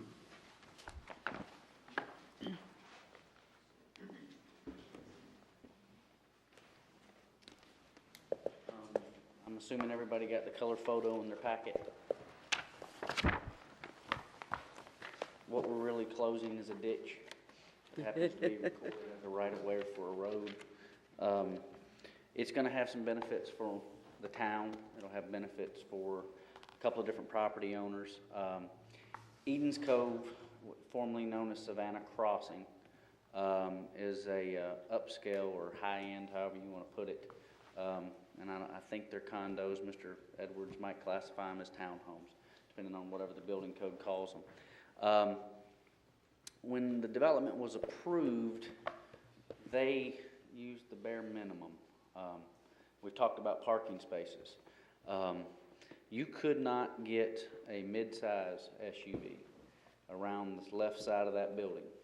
I own a larger one. Mr. Edwards owns a mid-size one, and he couldn't back it into any of the parking places. An ambulance couldn't get anywhere around it. All fire service will have to be done from the road at this point. You couldn't get to the back of the building if you had to with a ladder truck, or whatever you had to do to get there. That's what spurred this issue. Some developers, new developers, have taken over the formerly defunct development, and they are trying in earnest to meet the standards that were set forth in the original conditional use. They're currently, I believe, and Steve could confirm this as well, finishing 2 of the units. They had 1 or 2 that were finished prior. They have plans in the works to relocate a retaining wall within the facility. They're building, from best I can tell, somewhere between an $80,000 and $140,000 swimming pool. They're trying to do it right, try to make a nice facility within the town of Oak Island. While they are going to gain from this, so will the town. And the town already maintains the ditch that they have a border on. The town maintains from 46th Street to 49th Street. We already do that. There'll be 2 little legal issues once this goes through, if it does go through, where they'll have to grant us easements to continue maintaining it. Mr. Michaud and I have spoke about that. He seems to think it's a minor thing, that doesn't do anything. They're going to gain from what the delineation about 9 feet. They're going to pay taxes on an additional 35 feet times the width of their property. So they're willing to pretty much take over land and pay taxes on something they can only use a portion of it in order to get the proper safety access for that property. The town then no longer has this gap between its property. The other portion of the 70-foot right-of-way, I think right now has some power poles, a dugout, some benches. It's part of our soccer fields. It's never going to be a road unless we cover up a titled ditch, which I don't think anybody's ever going to allow us to do that. So what we're trying to do here is benefit the developer as well as the town. We'll have one big chunk of property as opposed to several segmented chunk of property. We'll never have to pave the road, maintain it, and take care of it. So that's pretty much what we're trying to do here. You've seen the picture. It's just a deep ditch. So it happened to be deeded and recorded as a road. Process will take until October to complete. As you can see from General Statute 168-299, there's going to be 4 consecutive weeks of notification in the paper, probably on our website, public hearing, and if you guys grant this tonight, that process will begin, and then the best chance for them doing any of this work will be in October. Josh, how do they intend to improve the access for the emergency vehicles? They are going to, well, there's a lot of things they're going to do. From my understanding is they've got an impervious issue, so they're going to rip up the asphalt and put down some sort of pervious paver. But in conjunction with that, they're going to tear down the bulkhead, extend it. I don't have the delineation in front of me. I think the furthest point they could go from where they are now is 9 feet. So the majority, that's the outside edge as far as they can go. It might be 9 feet 3 inches, but it wouldn't be a straight bulkhead. So they're going to extend their field engineered, I guess, driving surface with a bulkhead an additional 9 feet. And then they're going to have access off of Southeast 49th, serving individual units, and then they'll have one road that goes from 49th back to 48, and they'll have basically a road big enough for somebody to maneuver to park, and a road big enough while they're parked, get emergency vehicles and other things around there. They're just going to extend that bulkhead along the Pelican Road right away. Does the council need to approve this resolution of intent? Yes. And also schedule a public hearing, or is that already in the resolution of intent? Madam Clerk, do we need to schedule a public hearing along with the motion to adopt the resolution? Right, and we couldn't schedule the public hearing before October because of the timing of the advertising. Okay. I mean, staff just automatically would schedule a public hearing for you. Any further questions from council? Josh, this road you're talking about, running upon the side, is it going to be at the edge of the creek? It's going beside it, or it's going from 49th? What were you talking about? If I'm looking at 48th Street. 48th, yes, sir.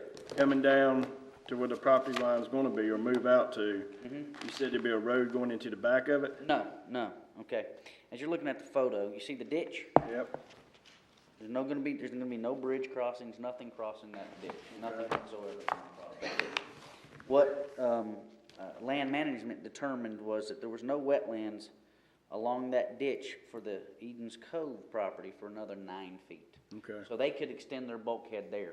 And then if you'll look at the 49th Street, you'll see a driveway going into the Red Roof building. Right. Well, that driveway is going to go away, and there will be individual pervious paver driveways. That goes to and then they're going to move, there's a utility station there. They will relocate that utility station, which I have no idea what something like that's going to cost them, but it's at their expense. They'll relocate that, and then they're going to have access, which will give them somewhere between 18 total or 29 feet, I'm not exactly sure, along the left side or along the Pelican Road ditch side. Okay. And then they'll have access from 49th to 48. Okay. Because right now, their only access is through a gate across from our mechanic shop. And if you'll, just for future reference, if you'll look where the L-shaped red roof building is, and then you'll see a dark area, well, that building is supposed to extend all the way up. That building's going to extend that way, and then it's going to do almost the exact same shape as you see there, but flip-flopped onto 48th Street with a swimming pool area in the middle. Mr. Phil Hemphill, who owns the other red roof inn in this picture, will also gain 35 feet of more taxable property, and we'll notify him during the process as we're required to. Do we have any utility lines running through any of this property or close by where it's going to be covered up? No. As far as and from the survey that I've seen, there were none A survey was provided by, I want to say Tidewater out of Southport, Tidewater.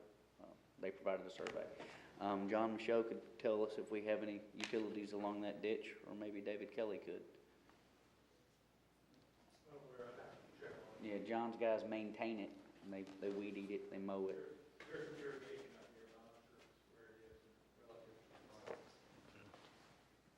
We may already have our irrigation in this road that was never built, because it's our property. I think Jeff's kind of got the same question I've got, because I went down and looked at this twice to kind of get in my mind what they were wanting to do. And it appears to me that there's not 9 feet between where their bulkhead is and the bank of the creek. The survey, which I can provide you a copy of, shows that there's 9 feet between their bulkhead that exists today and the wetlands. Not to the bottom of the ditch, but to the what would be deemed wetlands. Steve will tell me I said this wrong, but Partina spartiflora something exists down at that point, some coastal flower or weed, whatever you call it, and that means it's wetlands, and that's where they found it. It's a three-word thing that I couldn't explain to you, but Steve knows it pretty well. But when you see that plant, that's where your wetlands begin. And they've got 9 feet to that point, or whatever, something like that. The ditch, that right-of-way is 70 foot wide. Yeah, I know it's pretty wide, and you know, I don't see any advantage to us not doing this or holding on to this, because it's nothing but a liability now. We've got to maintain it and keep it up.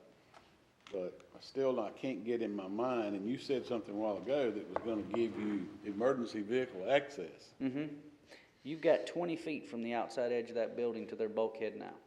That's the minimum aisle width for a parking lot. When you mean by an aisle width, if you go into Lowe's Home Improvement Warehouse and they've got a set of stripes here and a set of stripes here, they got more than 20 feet there. You can't maneuver your vehicle in 20 feet, but that's the minimum our ordinance set, and that's what they were able to do. I mean, it was approved. It's the bare minimum, and they discovered it upon taking over the property. I would challenge anybody who owns an SUV to try to park in one of those places. Yeah, I know, it's close in there. But you're going to gain 8.5 feet, 9 feet for maneuverability, and you'll be able to get, once the cars are parked, you'll be able to get larger apparatus through there. Madam Mayor? Mm-hmm, please. Just for the record, just so the people in the audience know, we're just talking about right-of-way here. We're not actually talking about owning the property. It's a right-of-way. All it is. Just to make sure everybody's on the same page. It's very similar to the streets, like if you'll go down, was it 25th Place West? We just went through this last fall, or 2 falls ago. Mm-hmm. There's a road that everybody uses as their yard. Well, it's a deeded road. It's a town right-of-way road access. It's got a fence that keeps anybody from going down it, and it's got a private dock down it. I mean, that's just one of these things where it never was put in, never was developed. Just been that way. It was when they first platted the properties, that's what it was said it was going to be. I'll ask you one more time, because I want everybody to hear this. They are not going to disturb the ditch. There will be no road or bridge built over it. Not at all. Okay. And we make sure there is no utilities in them areas? Absolutely. We can require that. Okay, Madam Mayor? Please.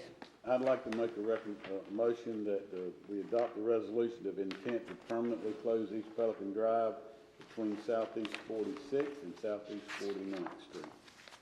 Have a motion by Councilor Medlin. Do we have a second? Second by Councilor Kaiser. Any further discussion, please? If not, all those in favor, please. And it is unanimous. Okay. Madam Mayor, if I could I just wanted to note that the hearing date and time is included in the resolution. Okay, thank you. Next is discussion of the use of illegal fireworks. Councilor Scott, you asked that we have a discussion concerning this and what to do about it. I did, and background on this, I've noticed for the last few years, it seems like the fireworks are by individuals are just getting out of hand. And this past 4th of July in my neighborhood and particularly on my house, noticed a lot of unburnt fireworks that were on my roof, and this was particularly disturbing.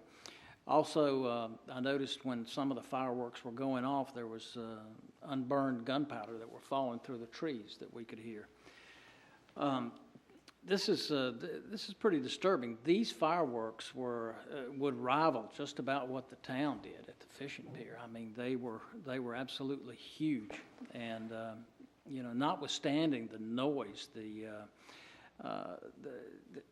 the potential injuries to people out on the beach doing this. I mean, you know, the explosives are inherently dangerous, and I think it's kind of gotten a little bit out of hand, and I'd like to know, you know, if there's anything that can be done about it. And aside from all of that, it's against the law. Absolutely. In the state of North Carolina. Absolutely. It is. Greg, could I ask Madam Mayor Greg to come forward? Sure, that'd be great.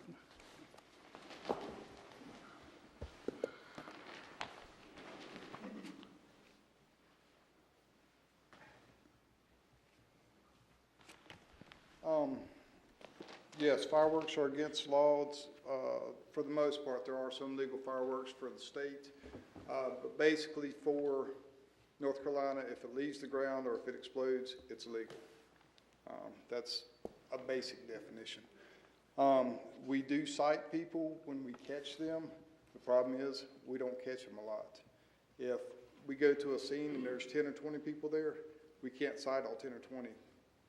So if nobody fesses up, there's nothing we can do about it.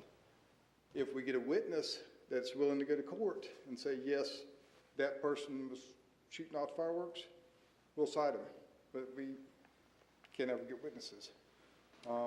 We do, like I say, when we do get a chance, we cite them. Last year, a guy got his finger blown off. Officer decided not to cite him because he figured the loss of a finger was enough. But, you know, if we see the fireworks, we do seize them, destroy them, you know, whatever. But I know over last year, I know in July of this year, we had 28 fireworks calls. 7 of them were on July 4th. 5 of those 7 on July 4th, we couldn't find who was shooting them off. One, I think we found the whole group of people, but again, couldn't find who was actually shooting them off. So, Chief, I'd hate to think that a bunch of civilians on the beach would be more savvy than our police department and able to get away with this. I mean, it's pretty easy. I mean, during the 7 calls that we got on July 4th happened between 8:45 and 10:20, I think it was. We had 14 calls total during that time. So, you know, while we've got 4 officers on the road, they're also answering other calls. And I can tell you, I walked out of the place I was at, Jungle Golf, at 9 o'clock on July 4th. I counted 6 different places where fireworks were going off. But I had all 4 officers were on different calls. So, you know, the officers can't get to all the calls. I understand that. You know, maybe we need to call for some more help, or maybe some plainclothes guys or something. This is, you know, this is serious. You could, I would venture to say there's probably 40 or 50 places on July 4th, and I don't think we can get 40 or 50 plainclothes officers down here to do it. Well, I don't think in any crime you can, you know, you can catch everybody. But once the message is out and whatnot, I think that's a deterrent. But that's just me. We're trying. You know, we catch what we can, and it's kind of like fishing. You can't catch every fish in the sea, but the ones we do catch, we clean them and do what we need to with them. So.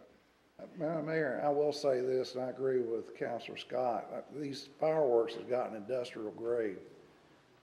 You can go down to the end of Kingsland Drive on 81 morning, and you know, during the season, and see this big square piece of wood, and it's got like 30 or 40 charges, you know, on there where they set them off. And I have to agree with Greg catching these guys, because all you got to do is set a match to one, and you just stand back and watch it go. So if you don't really catch them, you know, lighting that match, but it is a problem, and I don't know, something we're going to have to figure out some way to deal with. so. About the only way we'll be able to be effective as all is ask the general public, when you call in about the fireworks being shot off, see if you can find the location and then call in. And it's kind of like with an at-large dog. By the time they get there, those people have already shut off the fireworks. You would have to be able to say, I saw that person shoot off those fireworks on this date in that location at this time. I've run into this so many times over the years with these violations that the violation is gone by the time the police officers get there. That's about the help from the public is about, and how successful do you think we would be taking these charges to the DA on illegally discharging explosives on July 4th?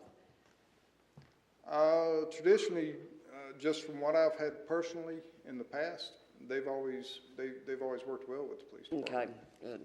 But again, it's the fact of getting them to the DA is where the problem lies. There's just so many out there, and I agree that I would like to have more officers, but if you put 20 officers out there, you're still not going to catch all of them. So, but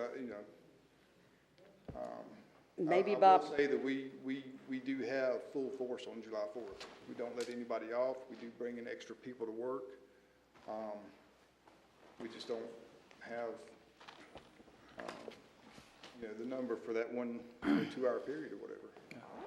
Well, I never catch all the fish when I go fishing, but the ones I do catch, they suffer. Yeah. They suffer. Perhaps we could kind of develop maybe some sort of a suggestion for next year, and it would have to be the week, the entire week before and after the 4th, of having an extra patrol officer or pull in an off-duty officer to patrol as soon as it gets dark and see if he can't patrol around and catch these people setting off the illegal. Do the police have the authority to seize those fireworks? Okay. If they're legal, yes, we do. Well, and we do seize them. I mean, it's just as big an issue in the wooded sections as it is on the beach. The issue there is you can't see across into your 2 streets over your neighbor's yards. Correct. All you know is you and your dog are hunkering down because they're going off constantly above your head. Yes. Okay. Counselor. Thank you. Thanks very much, Greg. Appreciate it. Next, the consideration of amendments to section 2461, 62, 63, and 69 for refuse collection for residential refuse. Mr. Michaud, please. Good evening. This agenda item is dealing with the solid waste ordinance that regulates refuse collection from residential property on the beach side. And the primary purpose of these proposals, or this proposed amendment, is to better manage polycarts on the beach side, and specifically to have all polycarts secured next to non-elevated or underneath elevated homes so that the street right-of-way and the bike path stay clear of these containers. And this change will achieve several things, one of which would be to reduce the likelihood of polycarts being turned over in high wind conditions and creating a tremendous amount of litter. And any of you that have been down there during those conditions have seen that. Secondly, it's been mentioned earlier tonight that it would improve biker and pedestrian safety by keeping the bike path clear and eliminating the need for these folks to maneuver in and out of the traffic lane or into the traffic lane to negotiate the polycarts that might be blocking the path. The third item is it would eliminate the long-term need for maintenance of the racks themselves. Part of this proposal would eliminate the installation of new polycart racks effective October 1st, which is an issue, as some of you have seen as you drive down Beach Drive. A lot of them are in disrepair. The intent is to grandfather those that are currently in place unless they're dilapidated, and then we would request the removal or repair of the actual rack itself. But any new construction would not be allowed to install a polycart rack.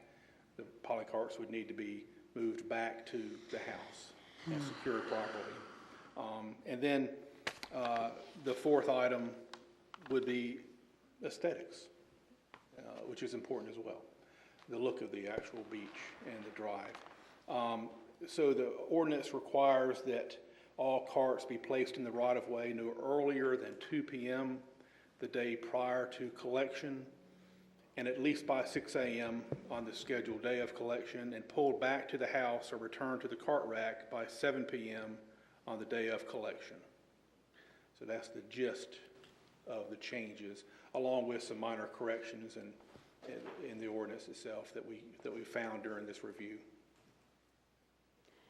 Have you been able to come up with any alternative methods of enforcing this portion of the ordinance that requires them to be pulled back to the house by 7 p.m.? As the Germains have said many times, you go there the next morning after the collection day, and for the rest of that week. They're everywhere. They're blowing around in the streets. So, And it would take an effort, and that's a great question and a valid question. I talked to Mr. Foster about that today and previous times. It would have to be a code enforcement issue where we went out and talked about some different methods of doing that, documented via picture, and send a follow-up letter identifying the fine associated with that. And I'll jump in, but what we did at North Topsail, we had this problem. As a matter of fact, they had it resolved before I got there, so I can't take credit for it. But what they did was they had a retired gentleman that was deputized as a code enforcement person. And what his whole job, and he worked from 8 o'clock in the morning till 12 noon, but his whole job was going out and getting people delinquent with these trash cans still left out. And what he would do is he would take a picture of the delinquency of that, date it, bring it back to the office, have a form letter go along with it, and it would go out, and the fine was $50 per day that this trash can was left out on the road. And it was amazing. I mean, these trash cans all of a sudden started going up under the house. So that's how they did it there, and that's probably same kind of pattern is probably what we would have to do in this case, particularly since we're getting another code enforcement and building inspector type position, so that would be beneficial in doing that. John's guys during this last hurricane went out and pouring down torrential rains, and I felt sorry for them, but they were out there pulling all these carts back up under the house just so they wouldn't blow over and have trash just all over the place the next day. So it is a problem. It does need to be addressed, and that's what we're recommending that we do.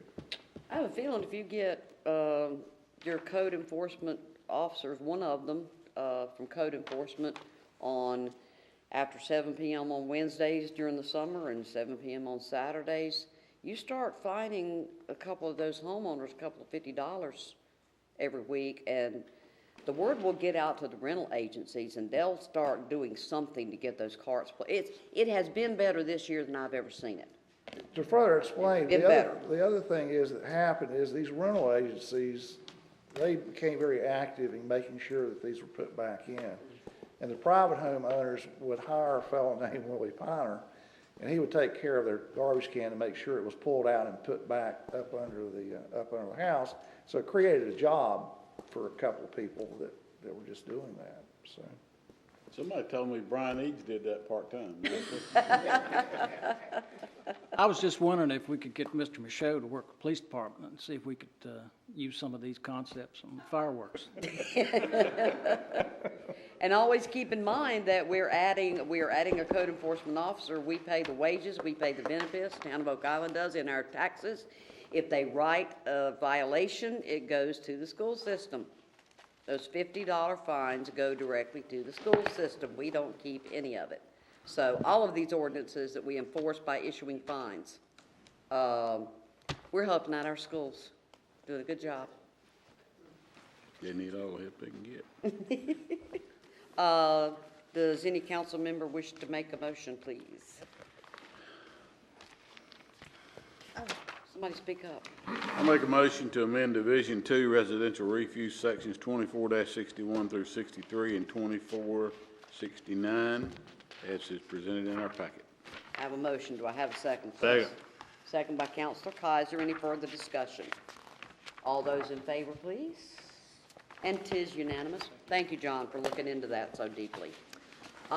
Next, Chair will entertain a motion to go into closed session to consult with the town attorney on pending and specific litigation. Please state the statute paragraph. Madam Mayor, I move that the council go into closed session to consult with the town attorney on pending litigation and specific personnel pursuant to NCGS 143-318.11 A3 and 6. Yeah. Do I have a second, please? Second. Second by Councilor Winecoff. All those in favor, please? Thank you. Please excuse us.